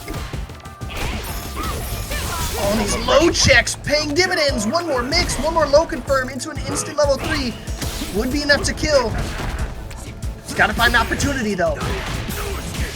Ooh, unfortunately got counter hit. They thought they had the opening, and now with this is going to give Flankr a lot of their drive gauge back, and Prince is going to go straight into burnout.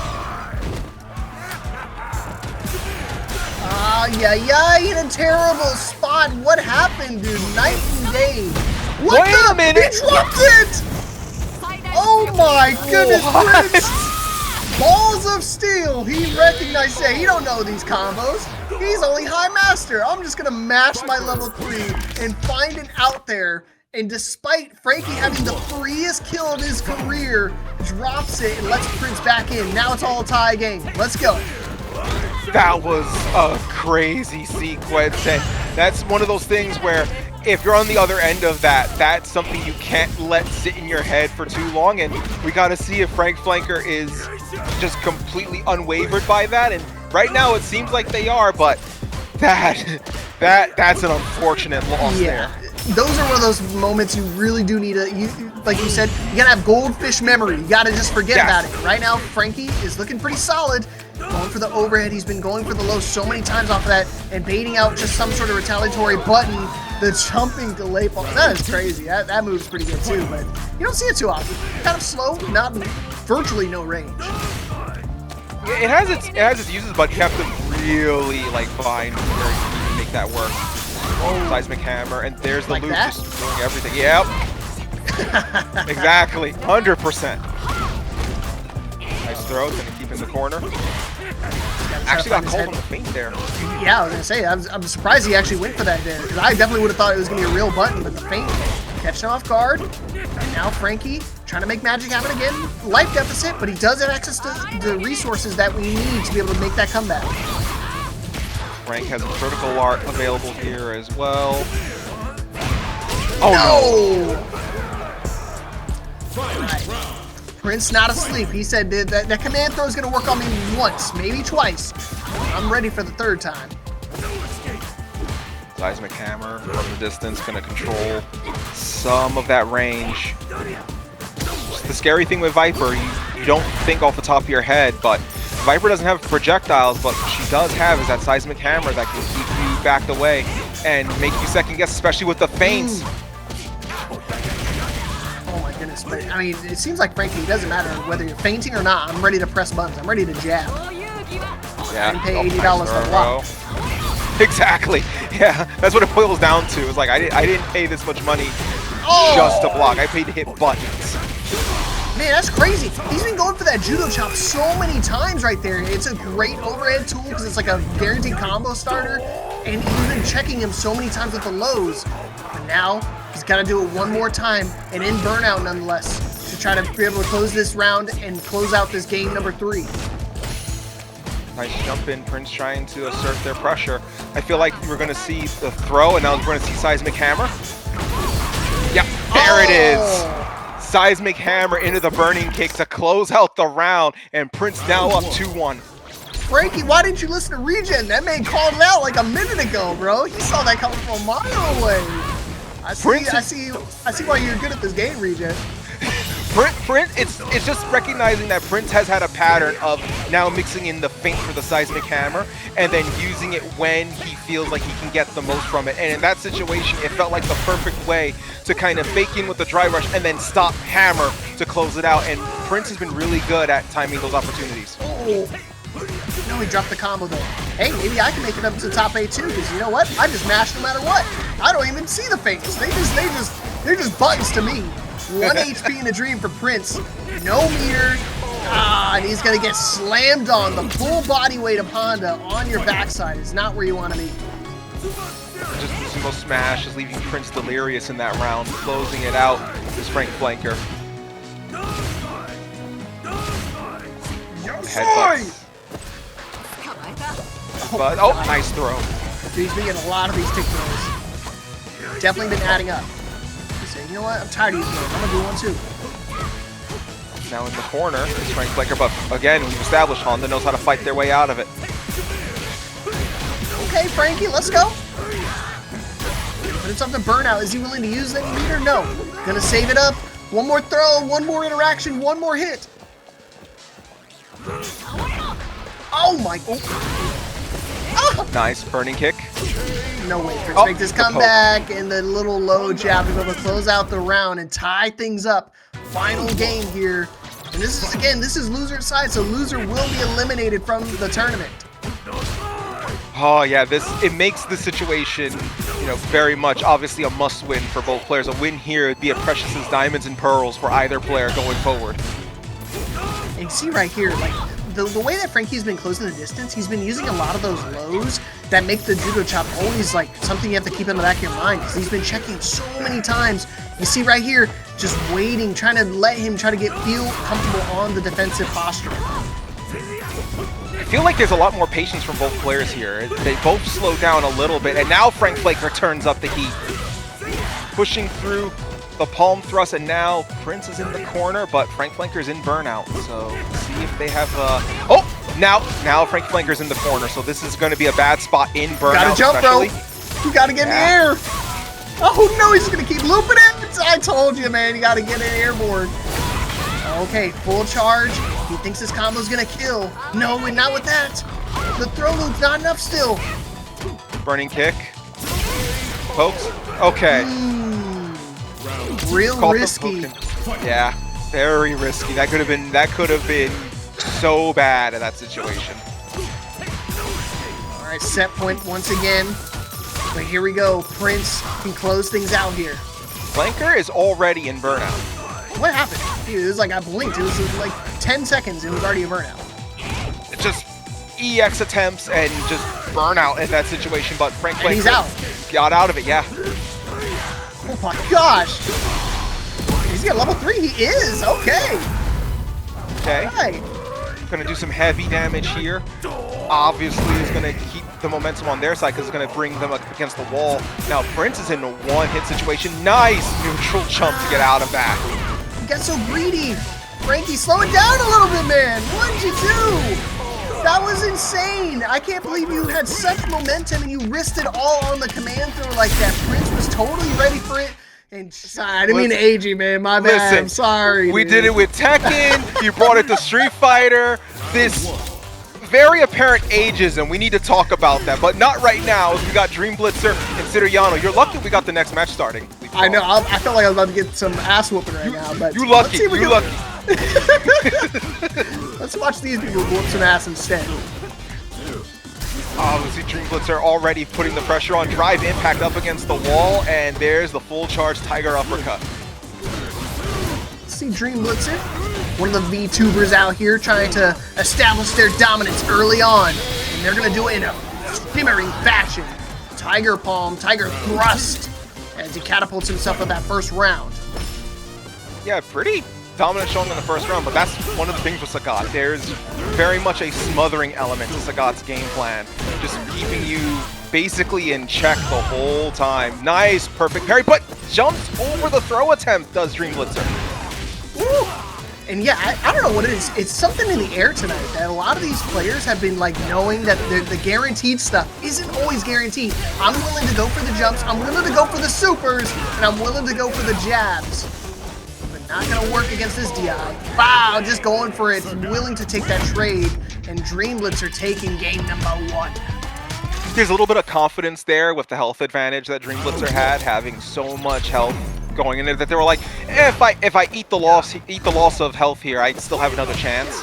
It wasn't, you know, a total checkmate situation, and the trade paid off for Dreamblitzer. But right now, Siriano basically took everything into their side of the field right now. Decided, you know, I take back all of that trade, and they're just forcing their own momentum to start, and now they're in the corner. Yeah, dude, I love that though. I feel like every time, dude, imagine having some, and I'm a short guy too, so, I mean, looking at, like, any person that's normal, you know, like a normal height, but, I mean, Sagat, I think he's like, what, 6 foot something? Sagat's like 7 foot. Is he really 7 foot? Oh my God. He's 7, he is like 7'5" or something ridiculous. Sagat's an actual, like, tall monster of a human being. Like, he's amazing in terms of his like stature, even in like fighting game. Look at his muscles, right? There's an actual beast. Yes, yeah. They like, in all honesty, they've done a really good job with Sagat's model in this game, making him look like more to his measurements instead of the mountain that he was before. But right now, Siriano's looking to try to topple that mountain a little bit, but his mountain can move. This mountain's got mobility. Oh my, yeah, to say the least, bro. He's got tigers coming out of his knees, bro. Oh God. One more mix. Oh, he's got really lucky. So last time he got up really early on the fireball and it caught him in the back. So you got to really time the projectile. Kind of unorthodox as a high, kind of another realm situation. But hey, level 3, wham bam, thank you, man. I'll take a critical art to get the kill. Sagat held back, but not him. Wow. Well, that is such a well-animated critical art too with that final shot. Like, it's honestly one of my favorites just for that closing shot. I love how that critical art is animated. Yeah, there's a few critical arts I'm like, man, this one's fire. It's like that one, JP's, and Ken's are the ones I'm like, yeah, these ones are top notch. Oh, JP's is so good, yeah. Tying it up, Siriano, dude. It feels like when Siriano takes an early lead, he just runs away with it. Yes, he's very, very streaky. He's a very momentum-based player, it seems like. Where, like, we see 95% of the health bar gone, and there's the other 5% right there. Goodness gracious. What a turnaround. I mean, that was a pretty close second game, but this third game is just running away. It seems like in favor of Siriano, and you know anytime you get a perfect parry in the corner, I'm just immediately going to take the back throw, and what a series of events. Siriano feels like they're finding not only their flow, but they found like their feel for exactly how Dreamblitzer is playing. They're parrying the drive rush attempts, and with this just closing out the second round, and now going up 2-1 against Dreamblitzer. Siriano feels like he's got the information, he's feeling the flow, and that's a dangerous combination if the other player can get you downloaded and feel their own game flow. Oh, dude, especially youth players. I mean, that's one of those characters that you cannot let them get away with, like, momentum. I think it was great. Or was that a taunt? Did you just see? I was about to say, yeah, did you just see the Hadouken taunt there at the end? The Hadouken just at the end there, just destroying the Tiger shot, and Dreamblitzer is not dealing with this Bro, he's heresy. pissed. He's pissed, man. There you go. No. Oh my gosh. Taunts back and forth, and Dreamblitzer's not having none of it. Wow. Dreamblitzer drive rushing in there and burnout. Oh my okay, gosh. they are done. They are not pleased by this.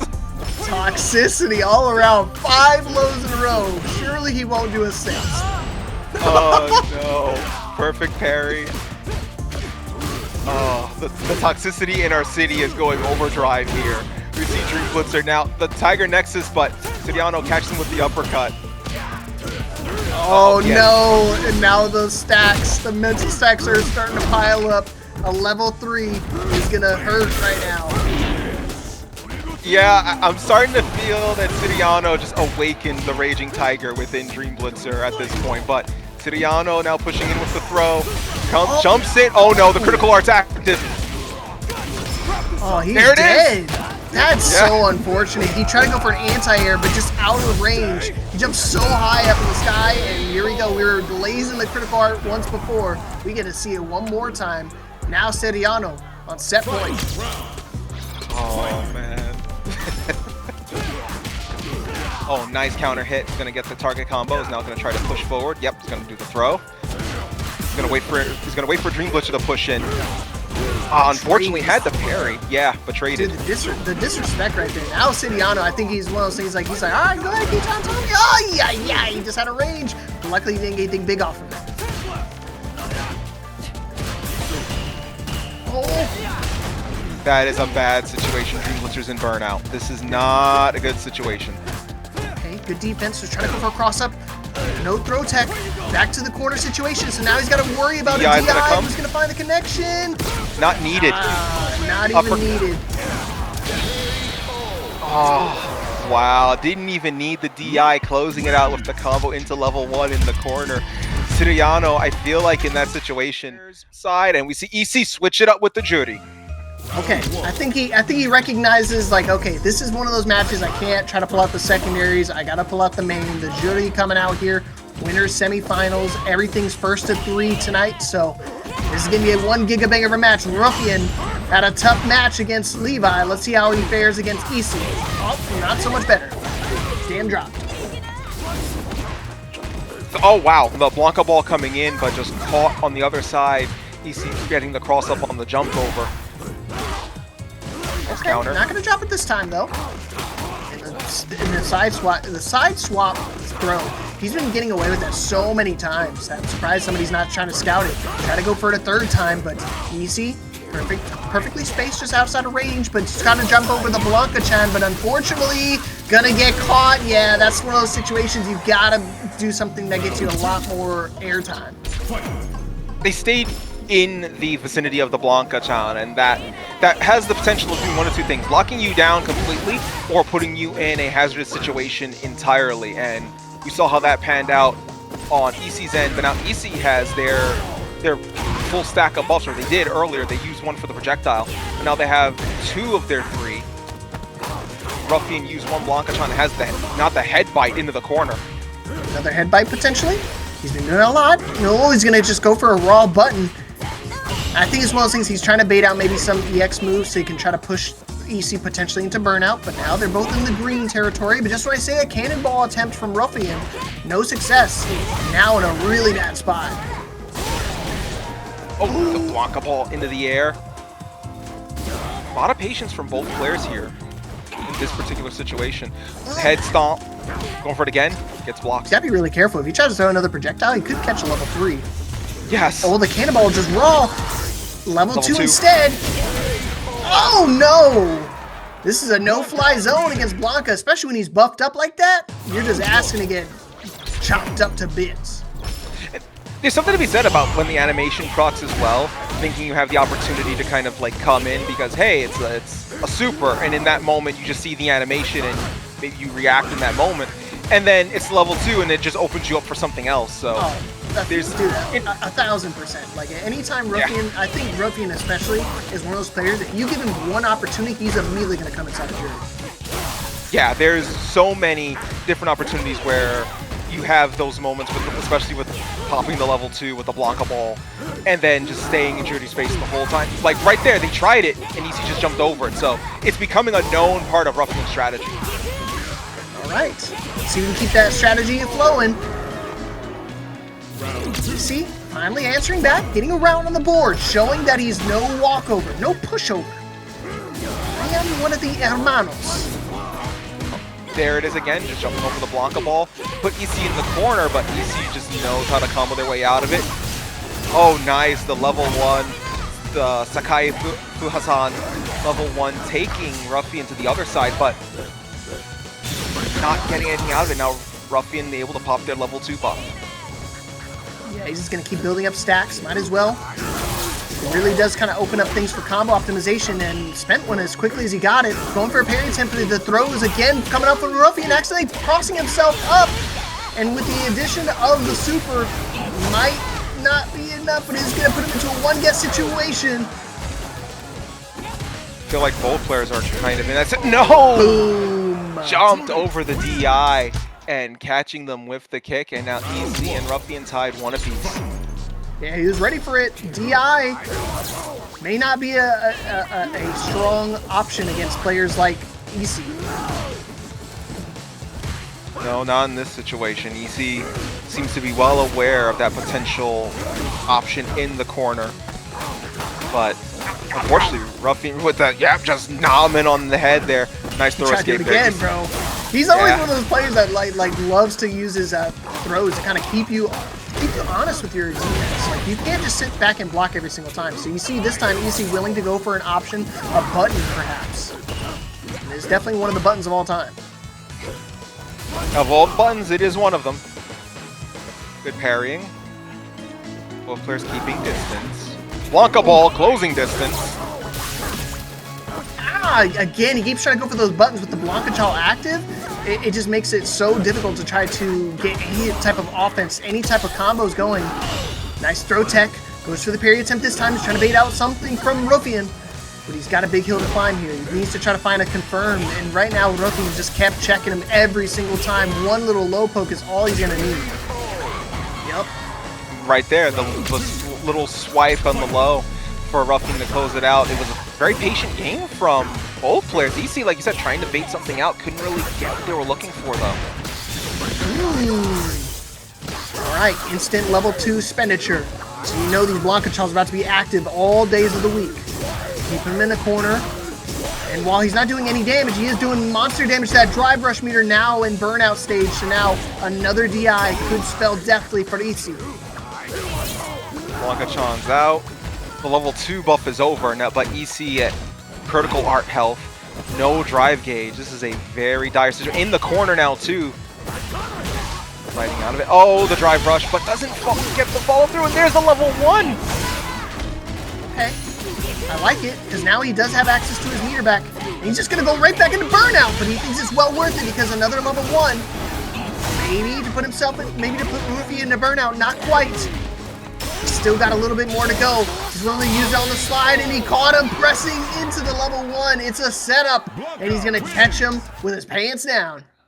Oh, an unfortunate setup, too. That would have been a miraculous comeback from EC, but Ruffian just had the level 1 waiting in the wings and popped it for the invuln frames and allowed himself to completely reverse the tide and close it out. And now that puts Ruffian up 2-1. So Ruffian wins this. Ruffian advances and EC goes down to losers. Yes, not where you want to be. Right now, that loser side is definitely some shark-infested waters. Oh, yeah. And go down there, there's going to be plenty of blood for those sharks. EX. Dude, it's just one of those things. I love Ruffian's timing. He just knows when to start pumping up the offense, when to play aggressive, and when to just play honest. And it's not something you see often with Blanka players, because it's just Blanka, his character nature is just always sporadic with his playstyle, his offensive choices. But Ruffian finds a way to make it work. But just when I say that, EC finds that round with an OD. Blanka kind of plays his character type, like very beastly, very aggressive, but yeah, Ruffian's been really good at just observing, like right now, being a little passive, waiting for Blanka ball opportunities. you don't really see that a lot with Blanka players. Like you said, it's very, unga bunga, as we see him activate the level 2. That's going to give his unga bunga all the unga. And in the corner is going to leave Juri feeling the bunga. But head bite in the corner is going to leave EC pinned down. Critical art health range, no health. Oh, whoa! I don't know what happened. I think he tried to react to the DI there. I don't know what caused it, but either way, Rufian's going to be able to take away that round. Now move on to set point. Winners finals potential for Rufian. Looked like he tried to react, yeah, and unfortunately was the wrong reaction there, but Rufian still, has the round up. Still 2-1. EC has one round here as well. Is for basically allowing him to stay in winner's bracket. Activates the level 3. It's going to lead off this round with some hefty damage. I think it's more so the damage alongside he wants to build up his drive rush meter, because it's one of those things we've seen EC before get full meter on his drive rush and then immediately spend both bars. Oh just burn it on a combo, yeah. Just gotta find an opening though, level 2. Trying to keep the combo safe. DI's out, and at that time that was a good call because the Blanka doll was not there. Yeah, good way to kind of set things up, kind of move away. We talked about Rufian's patience earlier. Now the Blanka-chan's there.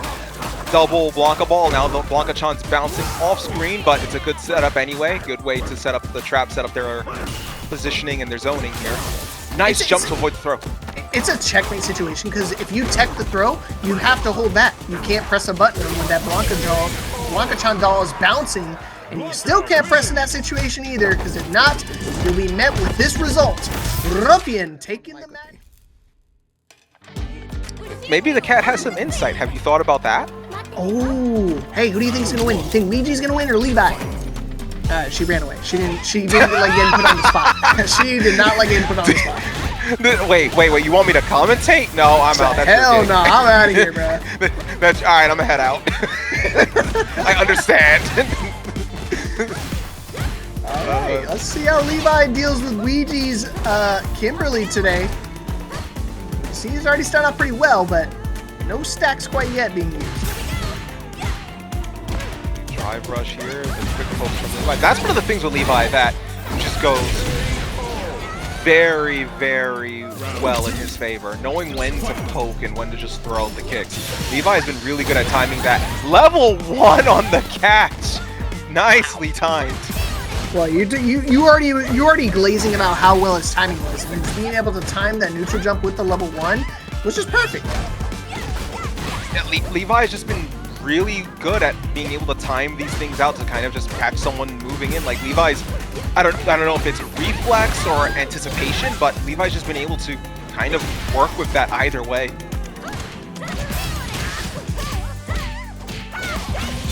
Oh, nice. The dash and pop the level 3 is going to get the buff here.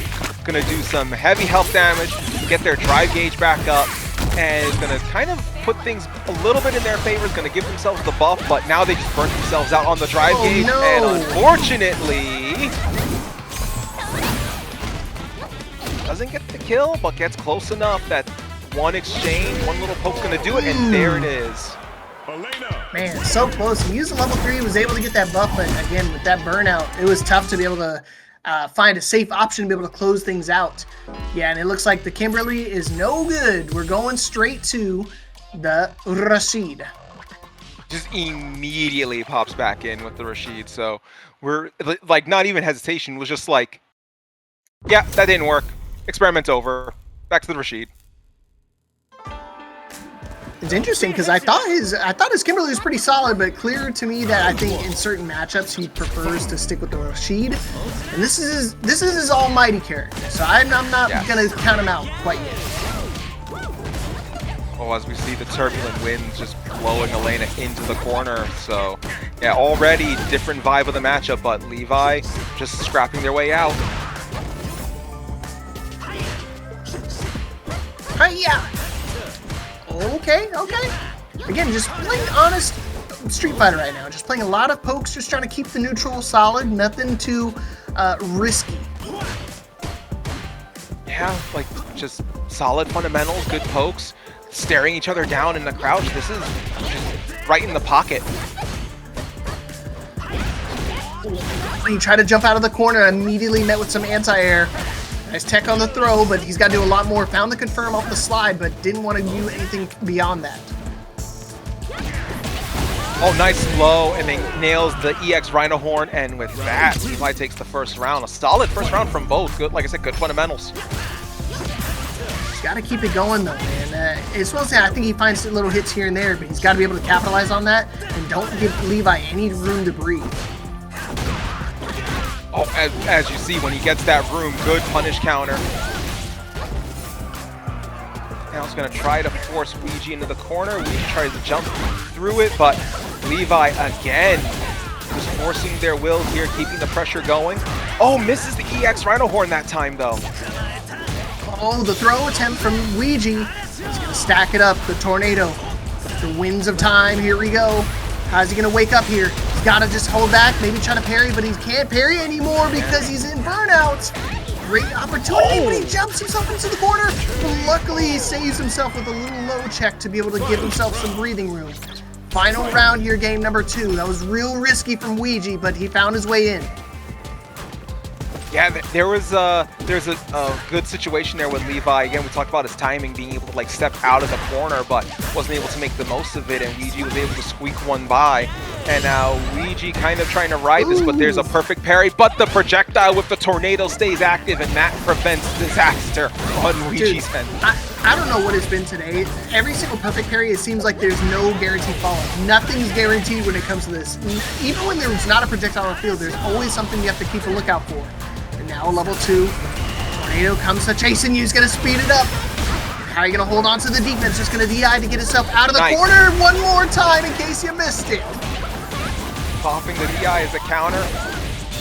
Popping the side in the Rhino Horn into the level 3, excuse me, going full tilt with this. And just sending them into the goal to give them a ton of damage, and then go for the overhead to close out the round. LeviHakai squeaking it through to take it 2-0. Man, what a call out right there. Levi just knew exactly when to keep applying pressure, keep that pedal to the metal. You see right now, Ouija did not like that. Trying to bring things back now. Now seems like he's in the driver's seat this match. That's the projectiles, but oh, Levi rushing in the throw.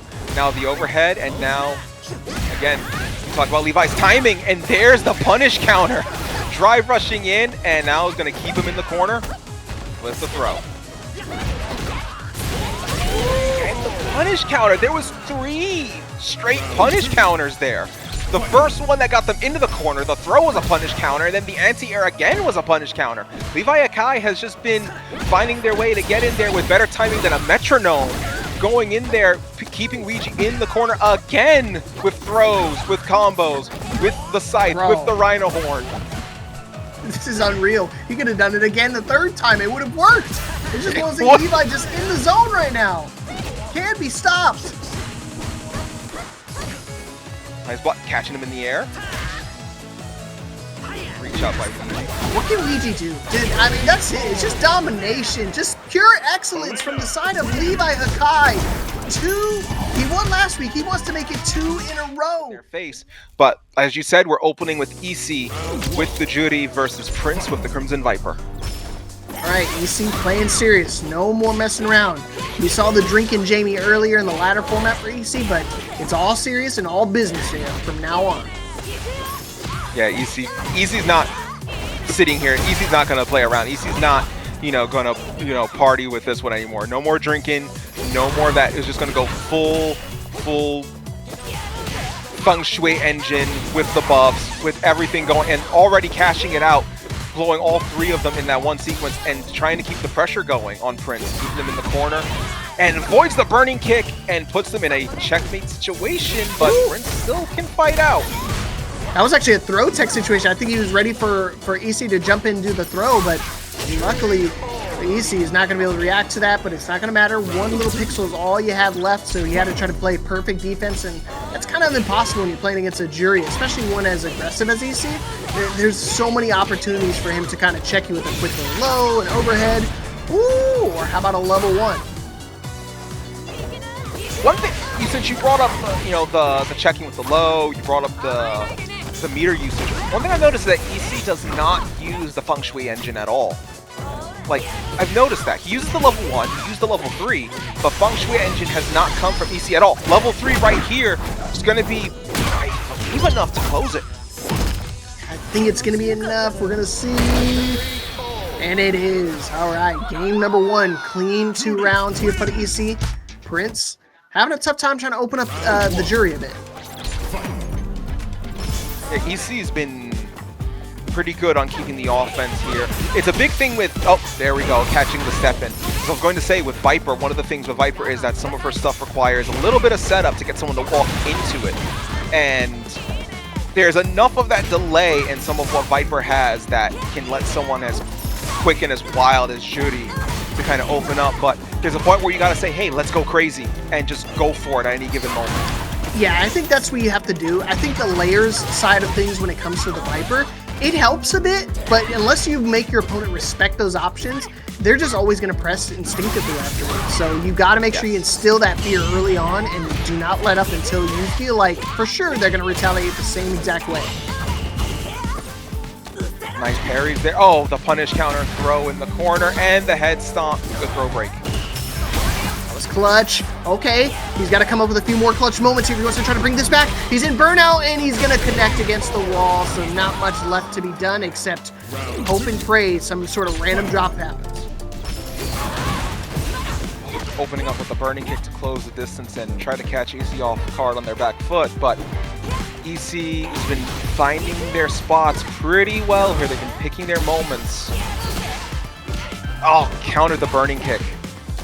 Ooh, man, trying to go for another throw, but luckily not able to get anything big off of that, but he's going to be able to drive rush in, check him with a quick little mid check. Instant level 3 once again. We've seen this movie time and time again, and I think again it's going to be enough to kill. Yep. Second verse, same as the first, just closing it out, and EC again closing out the round with the level 3, up 2-0 on Prince, just like that. Man, domination right now. EC was on winner's side, so trying to get a run back of some kind. He's already got 3 stacks though, but can he make this feng shui happen? I don't think he really needs it too much. He uses all 3 stacks right away. I mean, yeah, guess what? You build it just to spend it, so might as well spend it. And EC loves spending, and I've noticed. Like, EC just lets it all rock. Like, right now, there's 1, and then 2 to set up the projectile as a potential wake-up option. There's going to be a build-up. Yep, build-up. Trying to rebuild it back up, and is going to try to pop it here after this throw, I want to say. Nope, built it back up again. Now the pressure. Loop. Oh, there's the pressure. Loop. Yes. Yeah, that endless loop is so good because it puts you in a burnout, and it's one thing you can't sit there and just block it all day because chip damage will eventually add up. But now the reverse situation, the this? Thunder Dash in the corner. Ball players got the loop. Don't do it. No, I was going to warn you not to do it. I knew it. The moment he got his DI back, I was like, don't do DI. Don't do it. He's going to expect it, and look what happened, man.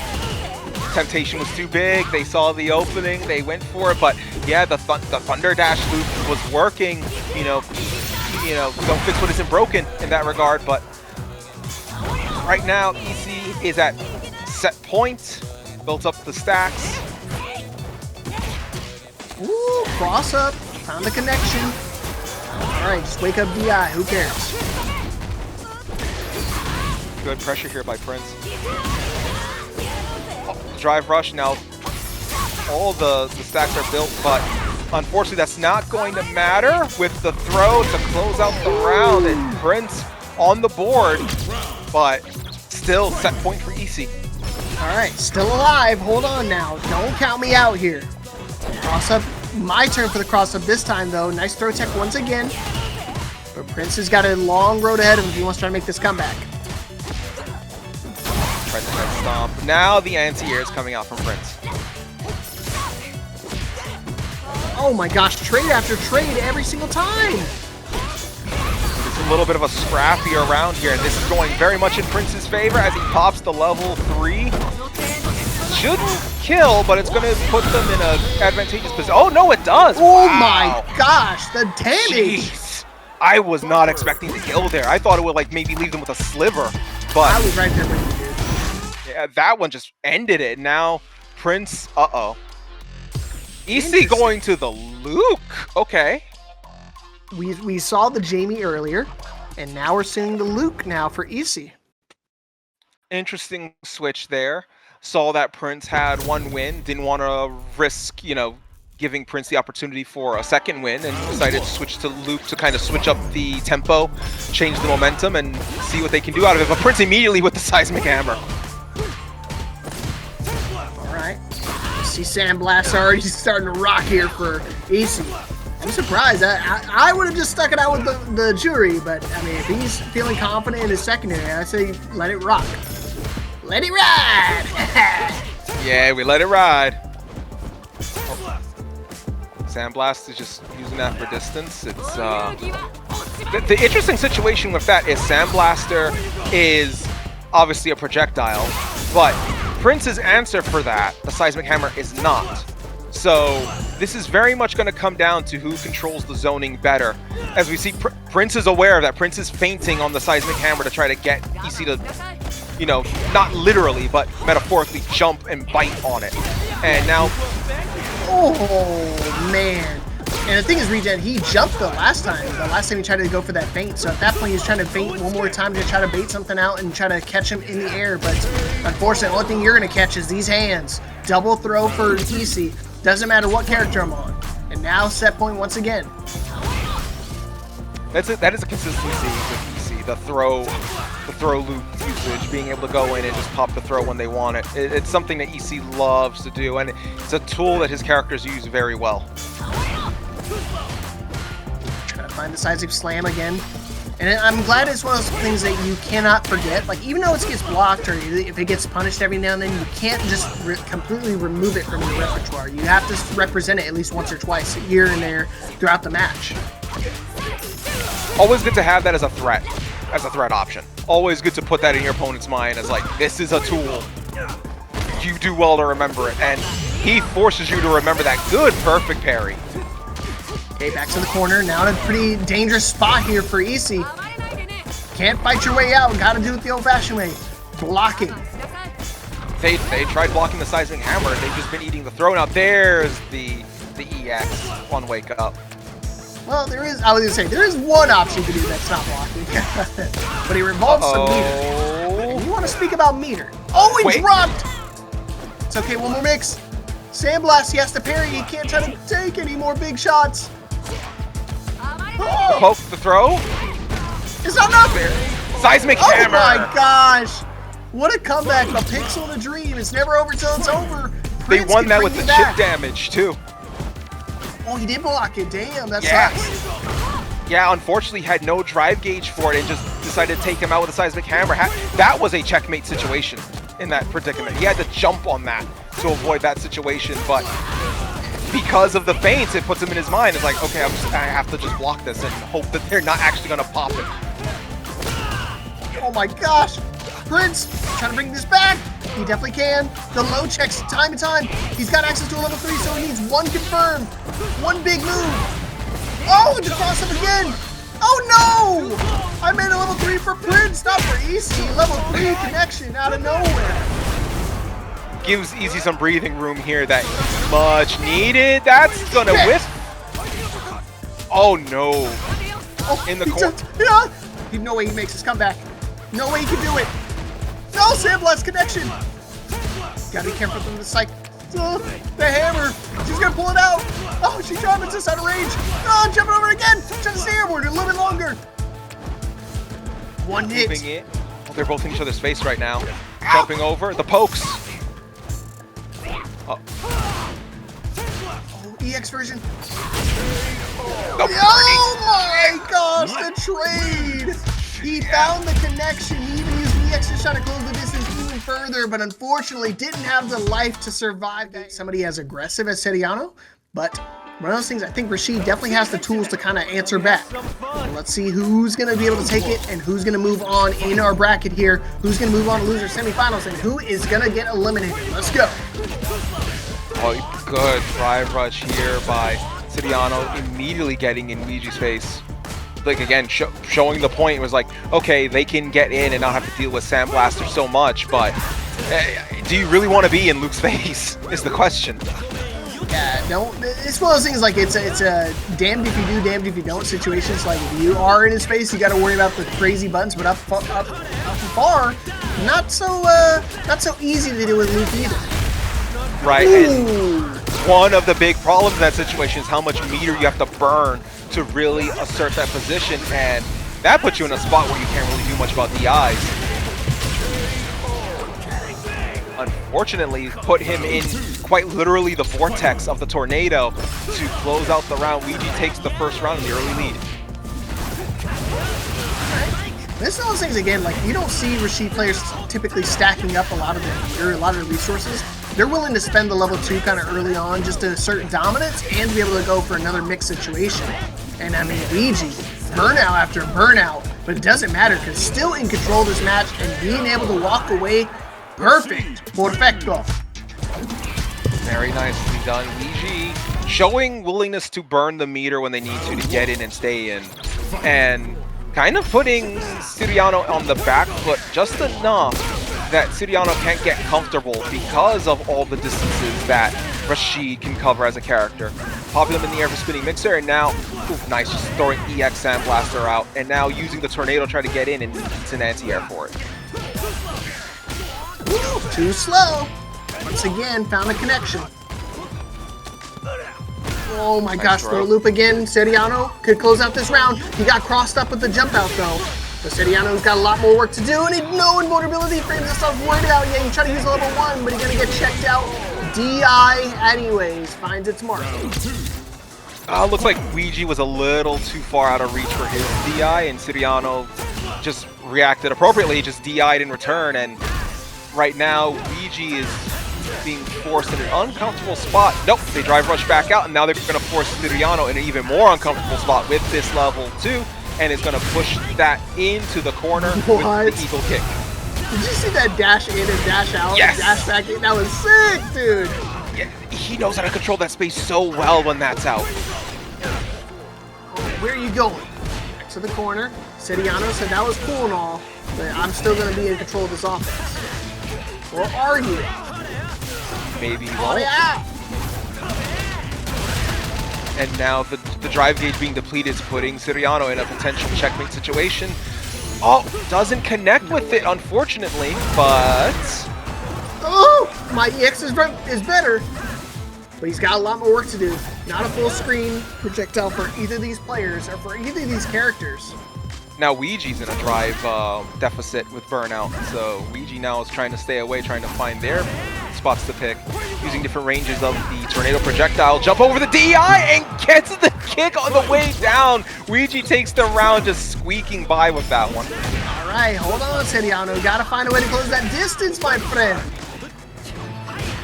Oh, trying to go for another throw, but luckily not able to get a big punish, but still, Ouija in control. Got him again, another cross-up situation. You're staring the wrong way, my friend. Oh, good pressure. The tornado's coming out. Drive rush. Oh, open them up with the drive rush. He's dead.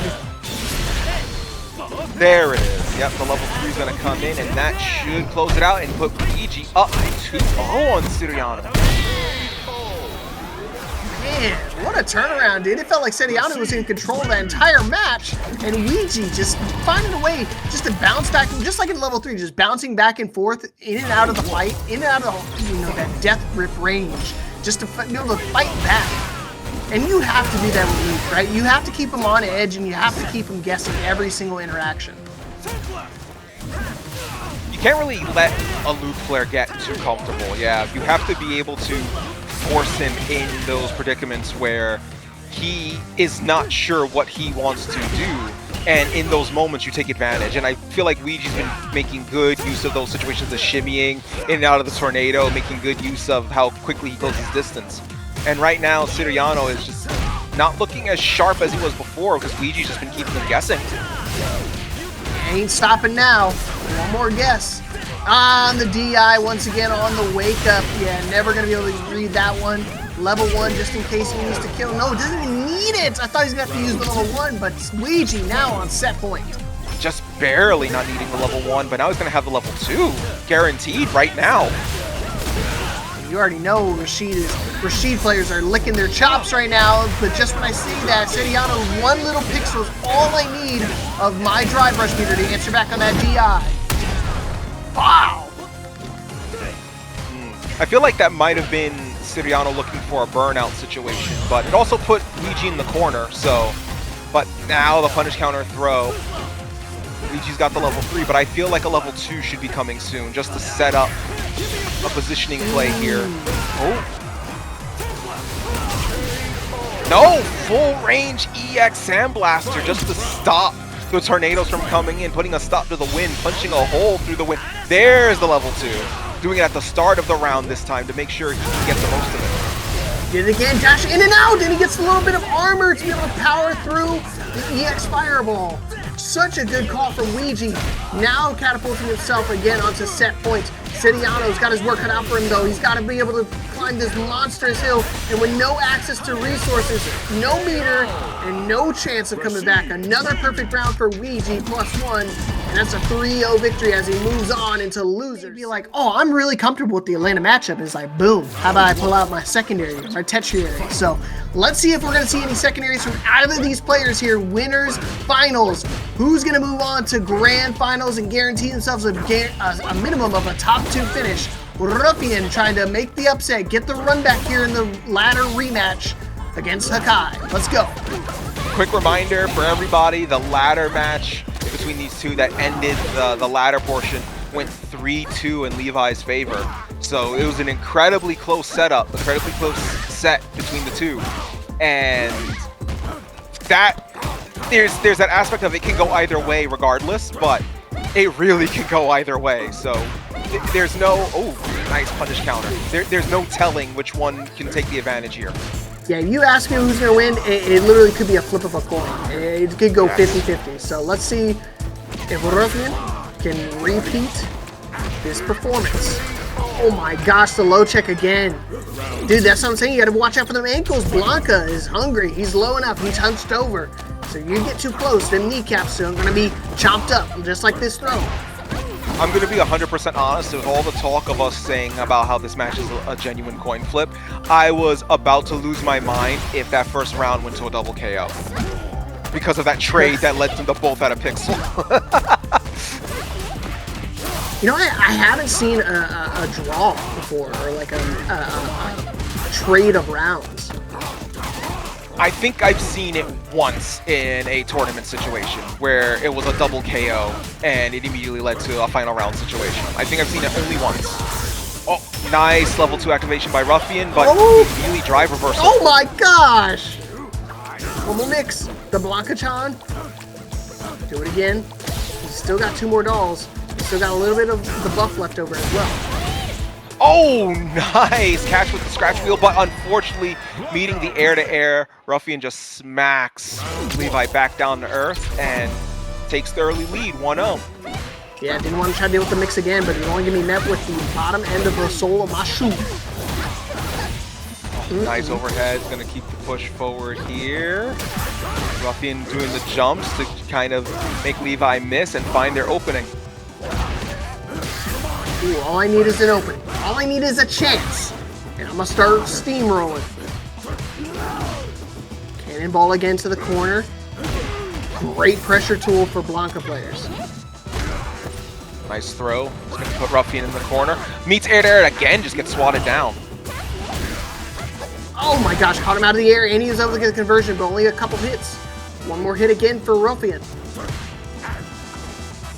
Trying to reach out and touch somebody, but unfortunately drive parry there. There it is. Yeah.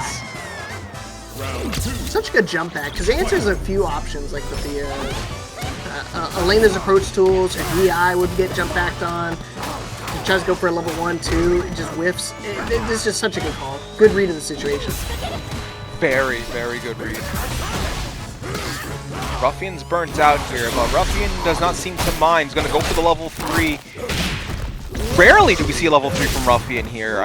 This must be a call to like take an opportunity to restore some of his drive gauge. At this point, I mean, this is all Ruffian right now. The slide finds its mark, And I'm surprised Levi went back to the slide wheel because that's where he got jump back last time, but this time, gotta find a connection. Confidence is key. Got himself out of burnout, but getting dangerously close to it again. Oh, nice anti-air with the normal, and this might close it with the Thunder, or excuse me, with the Blanka ball, and Ruffian now up 2-0. This is an inverse of the ladder situation. The ladder situation was 2-0 Levi, and Ruffian fought back. Are we going to see a Levi come back? Dude, Regent, I'm telling you right now, I saw the vision that he had. Those when he started doing the reverse sweep, I was like, you know what? I wouldn't even show this. I was like, I would just start saving up these matchup knowledge, like this checks and stuff like that, and save them for the match actually matters. And I think we're seeing it right now. Yeah, you mentioned before as well, if he was saving up like some of what his Blanka could do during that. I was like, I'm gonna have to fight him again and save some of what I've got. And sure enough, 2-0 here. Ruffian's looking good, and he was starting to clean up as well during the ladder setup. Oh no! Yeah, unfortunately, he popped that from too far. It is now Levi around on the board. Well, might be, you know, bite my own foot here, depending on how this next round goes. Especially after using a level 2 like that, Ruffian definitely beating himself up over it. But again, Goldfish memory, you got to go right back into it. You see him going for another throw mix. He's going for them chops, and this is a no pork chop zone, my friend. Nice, nice parry as well. Throw, and this is where Levi is going to keep the pressure. He's going to try to keep him in the corner. Ruffian fighting out of it. Rhino Horn to force the pressure in the corner, and this should end it with the level 3. Wow. Complete 180 of the match. We were talking about how dominant Ruffian was playing, but also Levi answering back and saying, hold on, don't count me out. Remember that 99% Leapfrog was talking about? I'm that 1%, my friend. Yep, Okay. And again, we talked about inverse of what it was before, and that goes into the adaptational skill of both players. Going from 2-0 and then fighting their way out to try to reverse sweep, and now Ruffian in the situation that Levi was in previously. But now this will be the test if Ruffian can answer back and stay in the lead. But right now, Levi getting a perfect, completely turning the tide and the momentum in his favor. Yeah, it doesn't matter how quickly you got to that 2-0. It's all about how can you finish it? Can you close out the game? And Levi showing that it's not over till it's over, man. I'm gonna keep you guessing. And speaking of guessing, once again, try to go for the throw. He's been doing the throw attempts so many times against Levi that it seemed like it was natural for him to do it again. But this time, Ruffian going airborne. Nice little fake out, conditioning him pretty well to that, and then was like, nope, not this time, and just nailed him with the punish. But right now, Levi sliding in and then eats a Blanka ball for their trouble. Yep. Ready for the counter. Now he's got to deal with one more mix here. Ruffian could close this out here. Oh, the parry from Levi. An opportunity. Oh, the trades. They're just pressing. Oh, my gosh. The bombs are coming out. Not the head bite. Just chomping on their head and taking the round. That puts Ruffian on set point. And if Ruffian gets on that winner's side of Grand Finals, he'll be guaranteed a better finish than he did last week. He already's there, but he wants the W. He wants the win. And he's going to go for the setup. The Blanka-chan is active. One more time. No, he's going to do the jump back just in the nick of time to be able to save him some heartache. Save him the electricity. No defibrillation here. Oh, nice counter here.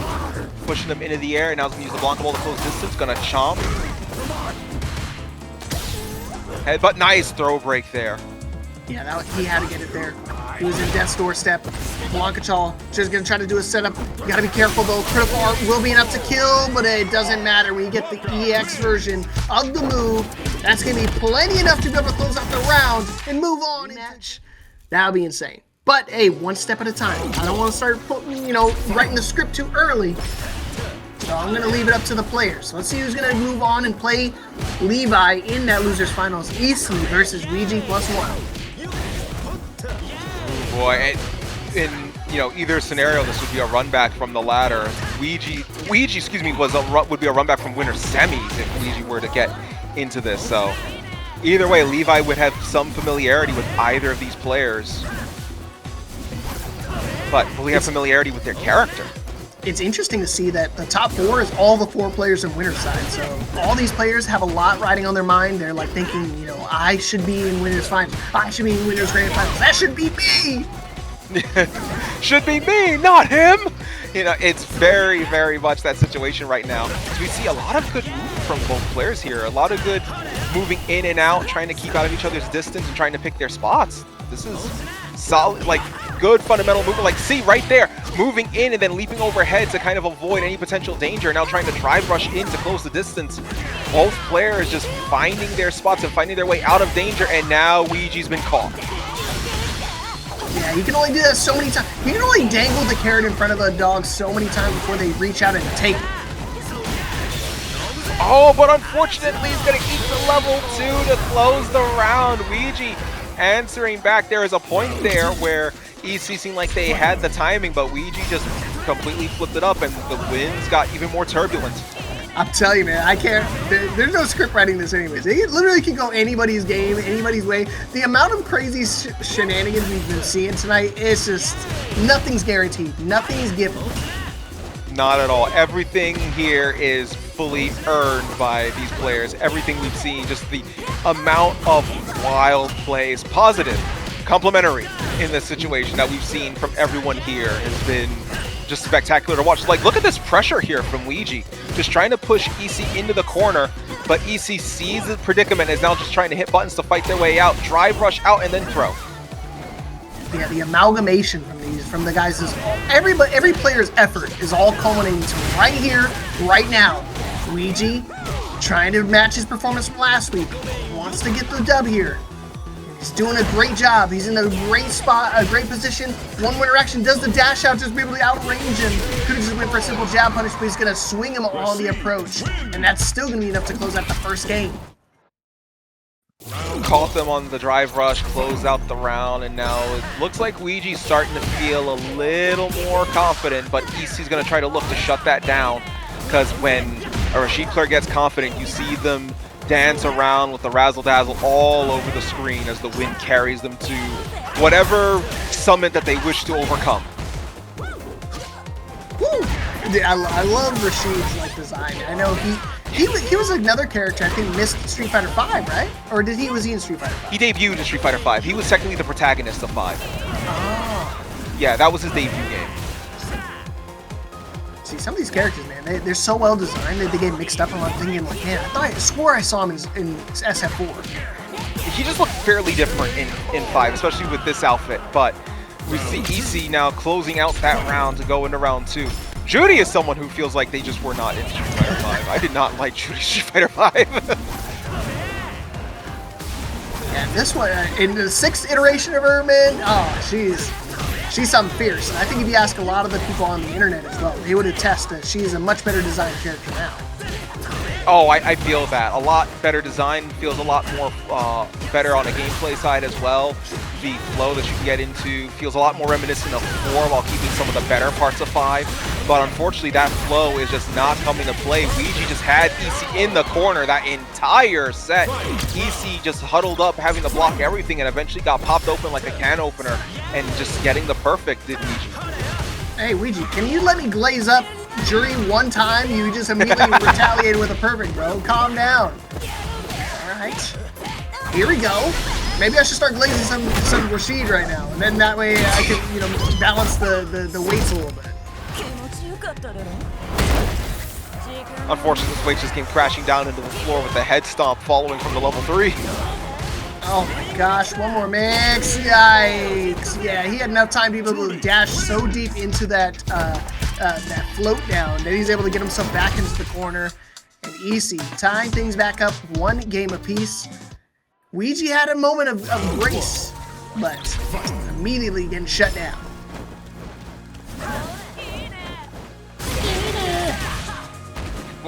Opening up with a spinning mixer in the air. Yeah, I mean, you might as well, right? You already ended it like that. Might as well start off like that. Right, just continue where we left off. But now Ouija, unfortunately, is in burnout for their transgressions, shall we say, at this point. Oh God. This is dangerous. Yeah, you can't stay blocking forever. You're just gonna catch a DI and you're just gonna get blown up. At least, like, I wish when you get hit by a DI like this, I wish it just instantly gave you, oh, never mind. I'll just stay quiet. So, what were you saying about getting hit with a DI? Yeah, I was like, well, it's unfair. He didn't have his meter yet, so there's not much he can do. It should scale a little bit, but no. He got hit with that one, give him the full force. Like, yeah, you know what? Deserved. That one was deserved. You know what? You're right. You're so right for that one. Okay, he's got 2 stacks. Is he willing to use them though? He's willing to use his drive rush meter though. I mean, that is so much meter being used. I mean, it's a very risky move, but at the same time, when you get it to connect, forget about it. Oh, just jumped right over, but Luigi able to side switch Eagle Strike into the corner. So now, but there's that pinwheel kick. All right, level 2 setup. Let's go. Oh no! Oh, he barely missed it. Dude, if he got the pickup 2, that would have been crazy. But a level 1 conversion, is he willing to use it? Yeah, he's got to use it there to confirm the kill. And Luigi, expert usage of that level 2. Just kind of resets the momentum. You can't get past me. No pass home. And it was an interesting situation there too, because EC had the advantage there with what they were doing, but they ate the level 2 as part of their move recovery, and it gave Luigi the opening to Eagle Strike into the finishing sequence. So it's something to keep in mind, where even as you're doing your moves, the tornado is still an active threat. He's active bomb threat right now, bro, because he's about to explode. Oh yeah, I knew it, baby. Level 3. Yep, close it out. No need to do anything complicated if it's gonna close it. Just do level 3. The less inputs, less room for error. And with that, EC is up now 2-1 against Luigi. Now, do we see a character switch here? I don't think so. I wouldn't, me personally, especially the way the matches have been going. It's just so lopsided. They're once you get control early on, you can kind of just run away with the momentum. And I'm glad he sticks it out. Rashid all the way through. Let's see if we can make it happen, or is EC gonna shut it down and make him finish just a little bit worse off than last week. Still, both these players are really happy with their performance, but they want more. Luigi's trying to get the turbulent winds back under his control, back to putting the wind beneath his wings to soar, and right now finding the shot in the anti-air. EC now back into the corner after the Eagle Strike, and now EC just getting air throw. Nicely done. Nice! Dude, that's what I was talking about. You don't need another character to do this. You can just make it happen. Make the right reads. And so far, it looks like he's an expert linguistic. Right now, seems like he's not only just making the right reads, but on this right book, the right chapter, right now on the right page. Even with the drive gauge burnout, Luigi playing very cautious, trying to bait EC in, but EC uses their deceptive reach to kind of get something going here. The DI when Luigi has no drive gauge, though. That's scary. Nice! He jumps out of it this time. Surprised he didn't try to go for a punish, but I didn't thinks he wanted to keep it simple. Oh man, what'd you call it? Keep it simple, son. Mwah. Yes, sir. Oh, the level 1. There you go. Okay, okay. I was like, don't. I've seen some weird hitboxes. Don't tempt fate. Yeah, good call right there. Waiting for it to land. Just go for a throw. Expert patience. Definitely played against a Juri once or twice, but he's still got his work cut out for him. He's still got another game to kind of bring back, and it's still a round to close. Can't get too ahead of yourself. I feel like EC there was like, that's what was supposed to happen when they did that level 1. I feel like they were like, that's how that was supposed to work. He's doing that Drake and Lil Yachty. He's like, oh, yeah.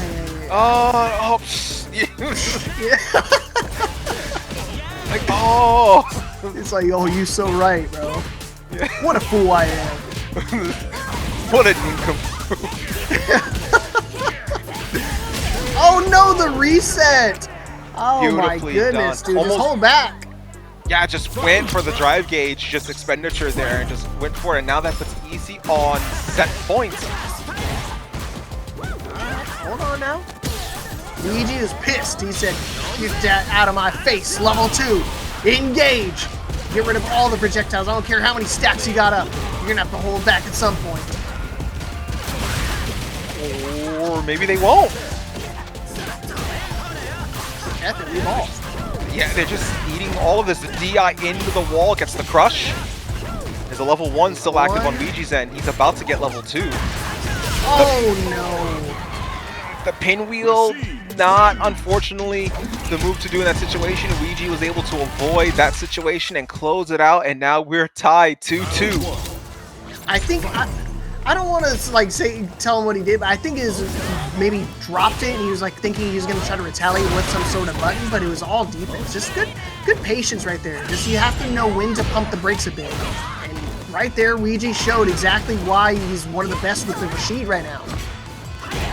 Oh, for sure, especially with like look at that mobility, like being able to like know when to just get out of the corner, get out of those situations. We talked about earlier using the tornado to weave in and out, and now EC just like that backs against the corner.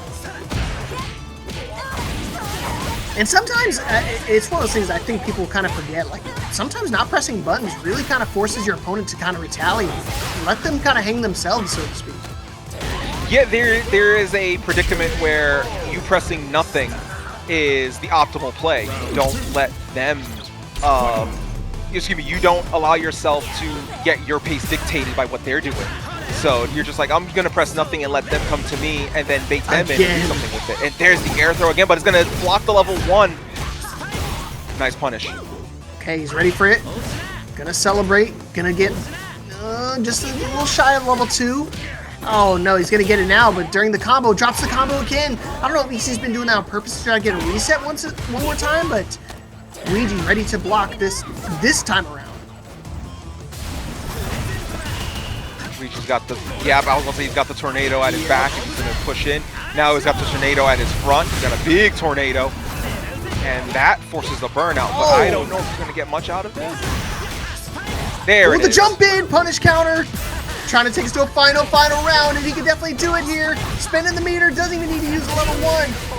Oh, maybe he should have, but either way, still gonna be able to close out the round, and back at it. Final round.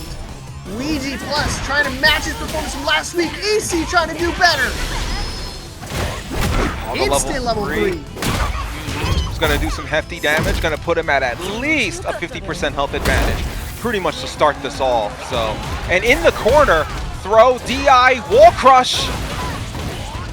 Oh man, reset time and time again. Luigi got to perform the ultimate comeback, but unfortunately it's not going to happen. EC was ready for the jump out, ready to hit them lows, ready to time. And right now, we're going to see how well the spider fares against Elena.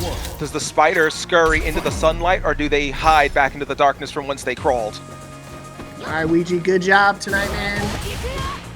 Don't hang your head over that one, man. That was a good match. Good stuff. We'll hope to see you again. Another top 8 performance 2 weeks in a row. That's not an easy feat, my friend. Let's see if EC can keep this performance going. Gonna have his tough time, though. Levi, last week's winner, down in losers. Let's see who's gonna meet Ruffian in that winner's side of grand finals. Let's go! This pressure already from Levi, just keeping EC in the corner. Good parry. Oh, catches the drive rush. Where are you going? Oh yeah, this ain't Luke. Dang. I'm always thinking that instinctively. Like, every time I hear somebody say like, "Where are you going?" I'm like, "Oh, it's Luke. He's around." You immediately just perk up. Huh? Where? Yeah, my ears perk out, bro. It's like, oh. Yeah. All right, Levi taking that first round. Looking pretty dominant. Already made it out of level 1 from EC, and I don't know what he drank or something, but he's been throwing out a lot of level 1s lately with Juri. It's been working wonders for him again. He's been throwing the level 1s and the level 3s. I've not seen Feng Shui Engine at all from EC in these events. And Feng Shui Engine is a very, shall we say, particular super to use. It's better served in some of those situations to use the level 1 or the level 3 for the guaranteed damage, as opposed to trying to cash out for, basically one of like an alpha 3-ism situation. But the throw loop dashing in 3. Oh my gosh! Wow.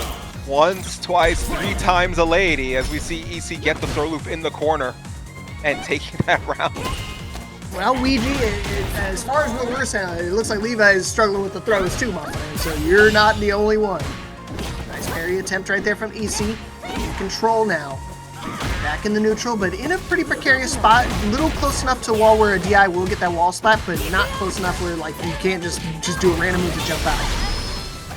Oh, good overhead pressure and then popping the level 3. This is going to put EC at a definitive advantage here. Not going to finish, but it's going to put real close. One interaction. I'm going to let you finish. But Juri has the best neutral of all time. Coming in with the throw to close out the round and take the win. And EC now goes up 1-0 on LeviHakai. All right. Hey, you know what? It looks like he saw it and he said, no more. No more Mr. Nice Guy. Coming over to the Kimberly army. Let's get it. Okay, so LeviHakai, we've seen with the Elena in this tournament. We've seen Guile before. I've seen Manol before. And now the Kimberly from LeviHakai. So a lot of character variety as a whole here.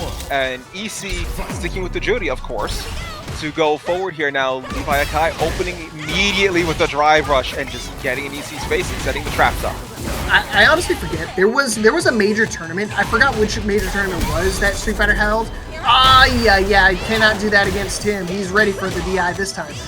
But yeah, there was this one major tournament. All of a sudden, Kimberly players just started popping up all over the place. And I think a lot of people respected the amount of power that Kimberly has access to. Yeah, I think I know what you're talking about. I just can't remember the tournament off the top of my head, but I remember one day just like 10 Kimberlys just came out of nowhere and everyone was like, what? And again, second time countering the DI with the DI and getting a combo off of it. Now both players are burnt out, but LeviHakai has the, well, they did have the advantage, but it's kind of reversing on them here. It's kind of even right now, right? They both have burnout, both very similar health pools. EC just barely in the lead here. Oh! I'm feeling it. Gotta be careful. EC has always been willing to use a lot of his meter, especially getting a full stack. He's just asking to use 2 3-bar moves back to back. So luckily Levi's able to close that round out and still has access to his level 3 as well. Ooh, backed away just in time for the throw. Izuna drop, and this is going to lead into a level 3. Yes, it does. Right into level 3, and the buff is now activated. So LeviHakai's Kimberly is going to be grooving and schmooving. Alright, farewell, baby. Here we go. Back into progress. Another level 3. I heard y'all like level 3s. If you like them, you better swipe left right now because they got one more coming. This is going to be good to build up EC's drive gauge here. Builds them back up to 3, now 4.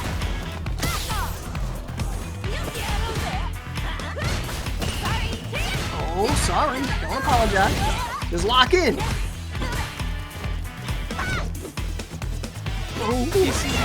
EC backdashing really well to get out of that effective range. Interaction, nice. Finally teching the throws. And as well as say, I think EC was going to keep riding that train while he can, because if they're not going to tech it, why stop? Right. If any bro don't fix it. Another tech, another throw, but this time the DI is going to find the connection because he just doesn't have a meter for it. Final round, game 2. Burnout proved to be a decisive factor there, wasn't able to counter the DI. We said before, you don't want to do that, but in those situations, when you're burnt out, you can't do anything about it. Well, LeviHakai stepped into the level 1. Oh, wow. Oh, wow. What a call out. Just completely red. It's going to get the meter, build it up, just so you can throw the fireball out immediately. Nice tech on the throw again, but again, it doesn't matter. EC is willing to just keep throwing those out. Make you guess every time. That's a situation there where, as a player, you feel like you almost get rattled by that, but you see LeviHakai just immediately start picking themselves up and then pop in the level 3 here to get some damage in again and sort of taking the lead here, trying to keep the pressure. Goes for throw, but doesn't get it. Unfortunately, wasn't close enough. Oh, no! Oh, sure, one more! Don't get thrown, man. Don't let it happen to you. Check it with the low instead. That was a good call right there. Definitely going the distance, getting dangerously close for EC to run away with that game number 2, and it would have been really difficult to kind of chase him down. But you know, thankfully Levi held his composure, brought it back, and now we're at a tie game situation. And right now, opening up with just dry rushing in and nailing the throws. Ooh, nice little slide there. All right, punish counter here for Levi. Gonna put himself in the burnout? Not quite.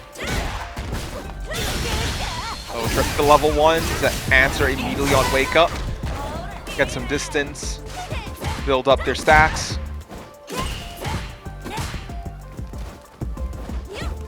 A lot of neutral being played right now. A lot of patience. There's so many throws before. I just say once they stop throwing, it just like seemingly slows all the way down. And I love EC space control there, backdashing just enough to keep out of what could be Kimberly's effective range, and being able to answer back with their own stuff. Oh, that time not getting the read. And unfortunately, LeviHakai is going to take this with the level 2. This might do enough. I think so. Yep. Yes, sir. All right, good call. Here we go. Another round where, or another game where Levi in the lead here. Here you go. Setup time. Ah, caught him with the overhead. Yes, sir.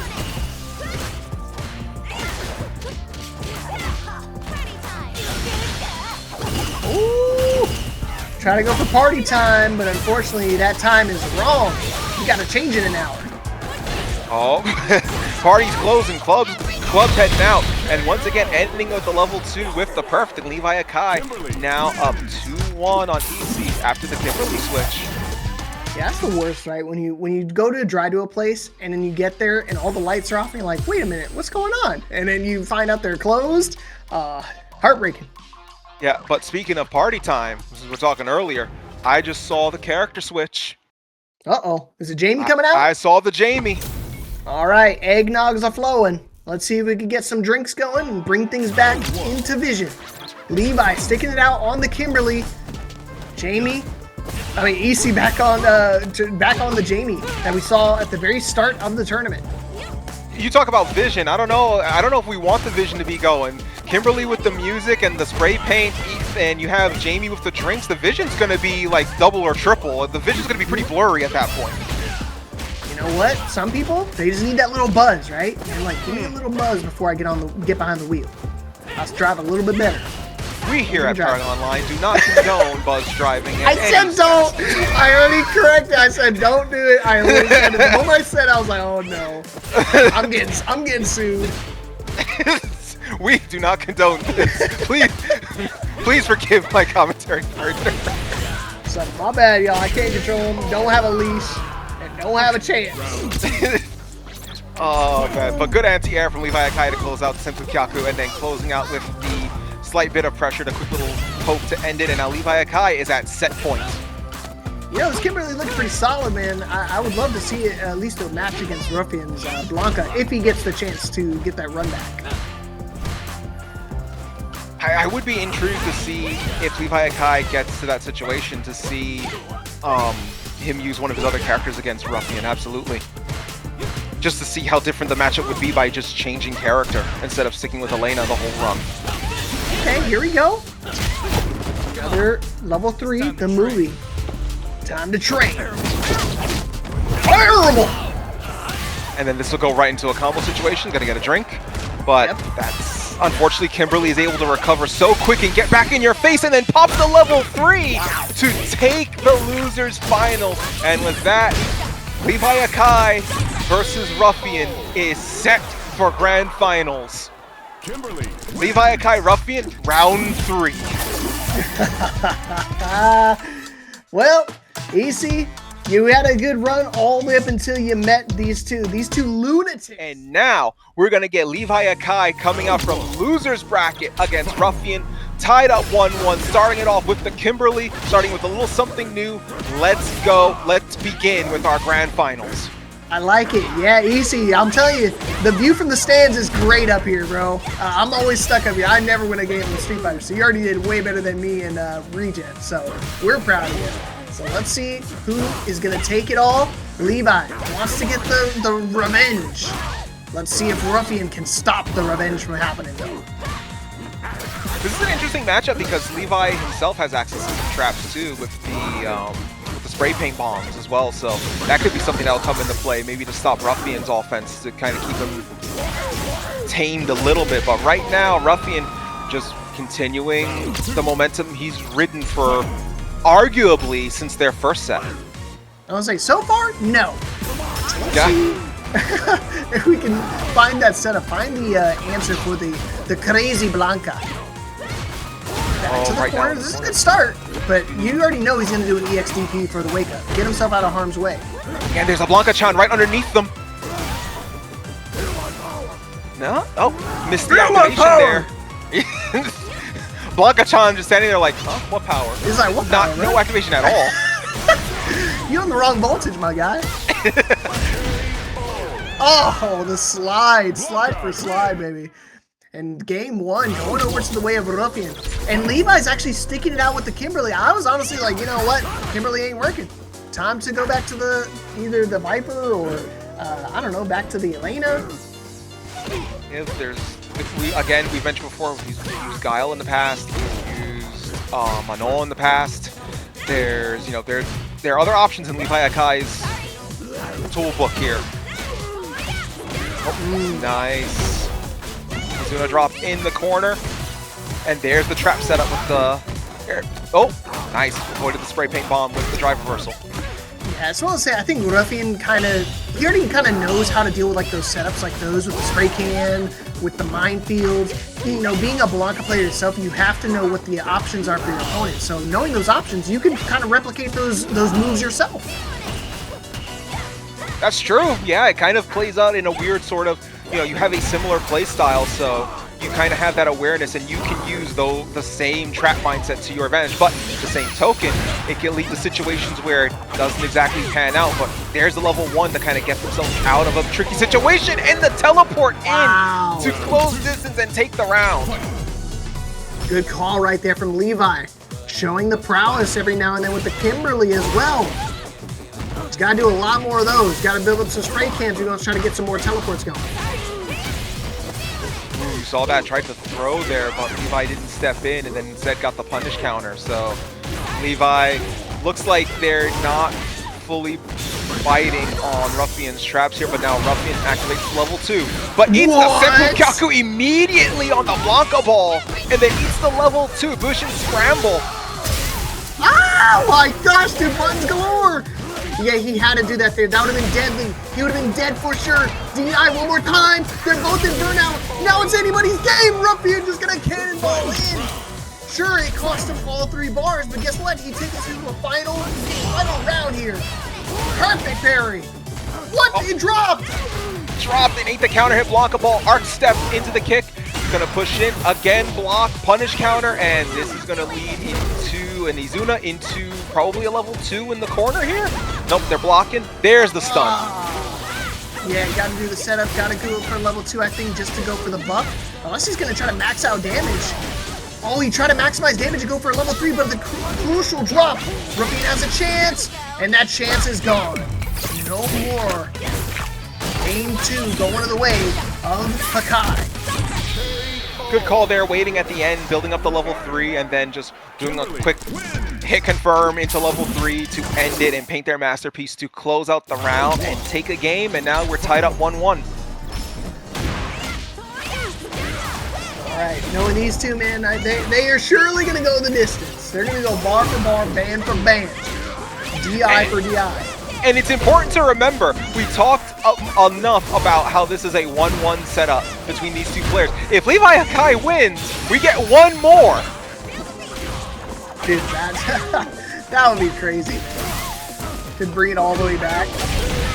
Oh, well. Hold on. LeviHakai is figuring things out. Yeah, I was just going to say, that throw was a little desperate. I think Levi's starting to recognize his pattern and see when he wants to go for it. He's got the Mexicans on lock. He already dealt with EC. Now he's got to deal with Ruffian. Tell him how he could deal with his Hispanic brethren. Well, right now he's starting to figure out the throw timing because he's been escaping the throw a lot as LeviHakai. And now he's trying to poke out of the Blanka ball. And the throw timing and not stepping into the throw has been really paying off for LeviHakai. He knows better than to do that when dealing with his Blanka right now. Okay, I had to double check, make sure Levi wasn't from Mexico too. But he ain't. He's from the U.S. He's from New York. From Brooklyn. Yes. Born. I'm currently in Brooklyn. My man. I gotta go back to my hometown, visit ya. Yeah. One of these days, probably catch you at a local. I'd be sick. Oh my goodness. Oh, Dude. there it is. The throws aren't working. Yeah, he's just gonna catch a DI. He's gonna catch the loops as well. No, the toe check. Okay, hold on. I told you, bar for bar. It's never over until it's over. The 99% is not 100, baby. Was poking out of the pressure, realizing it was fake pressure, and now the reverse of what was happening before. LeviHakai couldn't get the throw, and Ruffian getting the punish counter. Sets up the trap, but that's going to be caught because they were pressing, setting up Blanka-chan in the corner, and now they got the level 3.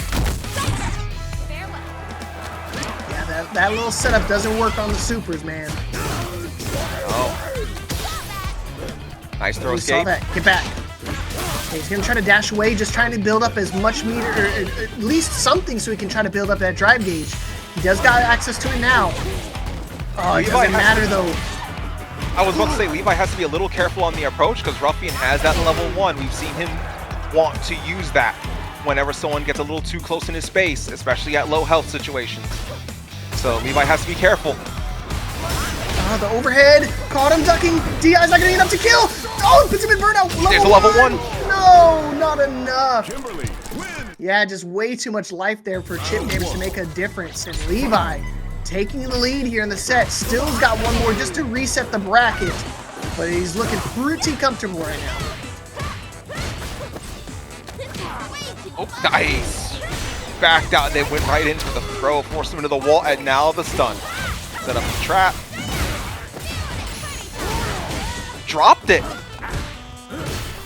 There's been a lot of drops in these guys. I don't know if that's intentional or like maybe they're just trying to go for resets, but there's been so many situations all night tonight where people will get a perfect parry and they just don't go for the guaranteed follow-up. I've noticed that too. It is like bringing the question, especially for perfect parry, because of the damage reduction that you get from a perfect parry, that it kind of draws to mind, is it an intentional reset? And if it wasn't intentional, yes it was. Play it off like it is. I do that all the time. I just pretend I know what I'm doing. And when I get some, and they're like, wow, that was crazy. How do you know that? I'm like, you know, hours, lab. I knew it. Totally. Exactly as planned.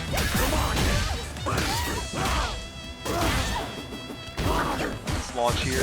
Blanka ball to close distance. Oh, nice. You know, at this point, is it any? Do we even need to talk? We don't even need to talk. We already know we're gonna go to a final game situation between these two, because of course it is. It's inevitable. Blanka win. Oh, exactly. Inevitable like Thanos, just walking through, and Ruffian takes it 2-2, and we're going to a final game. If Levi wins, it's a reset. If Ruffian wins, this closes out the tournament with Ruffian becoming our champion. And Levi has a lot riding on the line here. He's already won last week's ParagOnline. He wants to make it 2 weeks in a row, and he can definitely make it happen. He has the opportunity to reset the bracket with the DI, retaliatory DI. He knows what to do. Got the pressure going in the corner, nice combo. He's gonna try to keep him locked down. Good pair with the Blanka ball. I think he's gonna try to look to set up for his trap here. He's gonna try to get the spray paint here. No, doesn't need it, doesn't look like. Okay. He's got access to level 2 as well, so a one-hit confirm may be all he needs. No super necessary. Reset point here for LeviHakai. Ruffian got to lock in right now. Good defense by Levi, very patient now. Trying to poke and reach out. Just blocking everything that Ruffian's throwing at him, waiting for the right moment. There's the cross-up! That was dirty! That was crazy, bro. Got the cross-up into the immediate level 3. Wants to stay buffed up. And look at this health lead right now. Great spot to be in if you're a Hakai fan. The level 2 buff, speaking of buffs, now Ruffian's got theirs. DI, oh wow! Blanka ball went past the DI, gonna keep Levi in the corner. Now we're gonna see buff versus buff. Oh my god, it crossed him up again! Punish counter, found its mark. He's still got a little bit left. He's gonna use the last bit on the cannonball, interrupts with the low jab again. The trades, back and forth, still has access to the buff, but you gotta be careful. Ruffian does have access to drive. Wouldn't let us spend it, the slide. Oh my gosh, one more hit! Burnout. Oh no, the combo's coming in.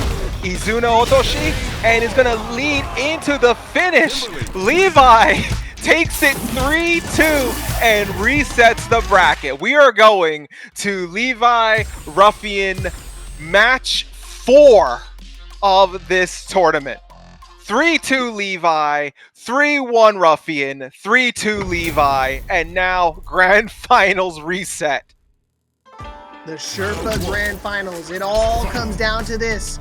Who's going to take it? Levi wants to win 2 weeks in a row. Ruffian trying to upset the people. He took us the distance before, but can he take the win? That's a whole nother question, whole nother story. Right back at 6. Let's go. Good Blanka ball to catch them on the Russian. Levi again trying to show that patience, but moving in, got counter hit there by Ruffian. Now, oh, I mean, no. even if he actually gets the throw, he's ready to tech it, so Levi's ready for it, but he's got to fight his way out of that corner. He does so, but at a severe life deficit. Looks like Ruffian is starting to adapt a little bit here. It might be a little early to tell, but that health lead throughout that game tells a story of its own. See if Levi can answer back in this round. Yeah, it's not the bedtime story you want to read. If you're either of these players, you want it to have a happy ending. You want it to be an I win. I won the whole thing. I did. I beat my rival. I love how we both went for the light boys there.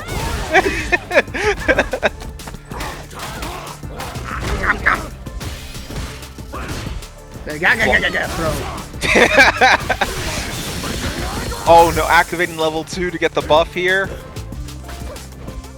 Oh. Yeah, it forces your opponent to expect you and kind of block a little bit, and that's where you need time to kind of recharge your drive rush move. So excellent call right there. Puts Levi into burnout instead. He's got to be careful. One little hit confirm might be enough to kill. He's blocking it. Drive reversal. That's Please don't sell this, Ruffian. DI, look at that health. He can't take any chip damage.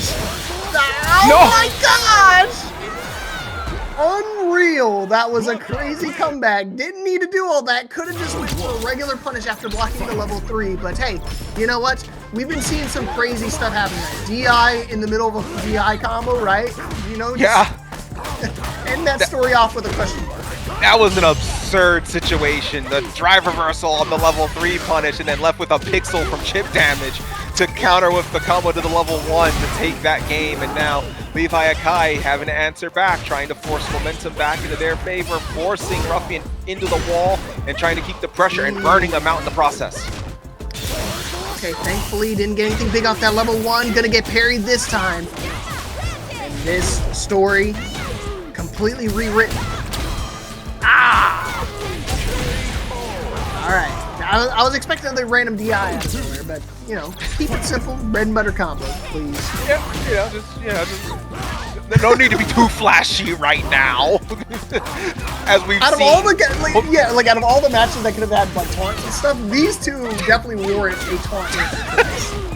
Oh my goodness. Oh, the pokes there.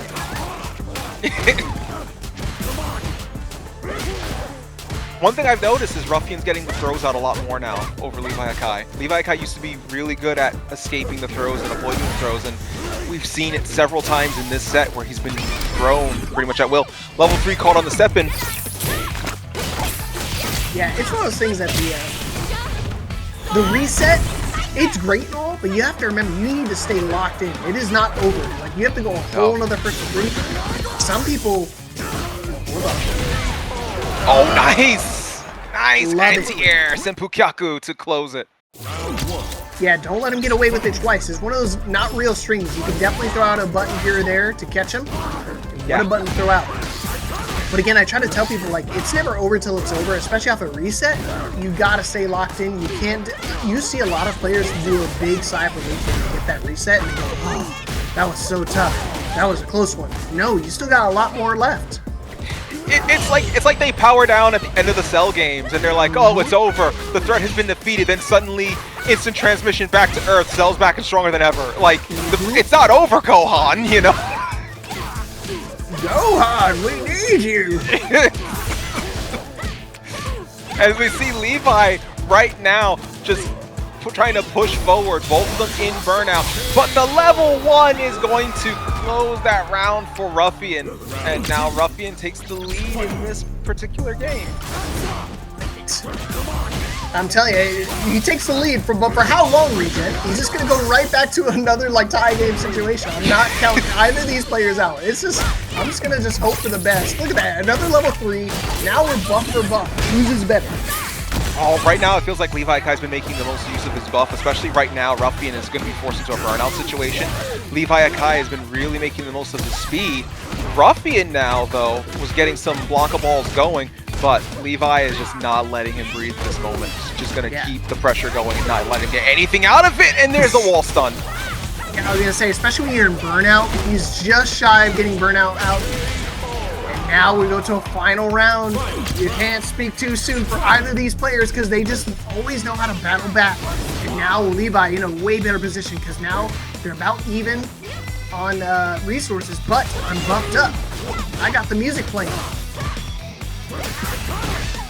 Ooh. Good catch there on the push in there as we see Ruffian try. Oh, Ruffian tried to get something going, but Levi just going to answer back with a quick combo into the level 2 to kind of get momentum back on their side. Doesn't force a burn. Now he's burnt out. Don't understand why you're going for EXDP right there. Ruffian, slow it down, my friend. Tranquilo, tranquilo. No need to overstep, man. And a throw. How do you like those throws? Now Levi officially in the lead in this grand final set. Man, this is the first time Levi has been in the lead in this particular matchup since the end of the ladder, if I'm not mistaken. So now Levi is riding a ton of momentum with the Kimberly pick.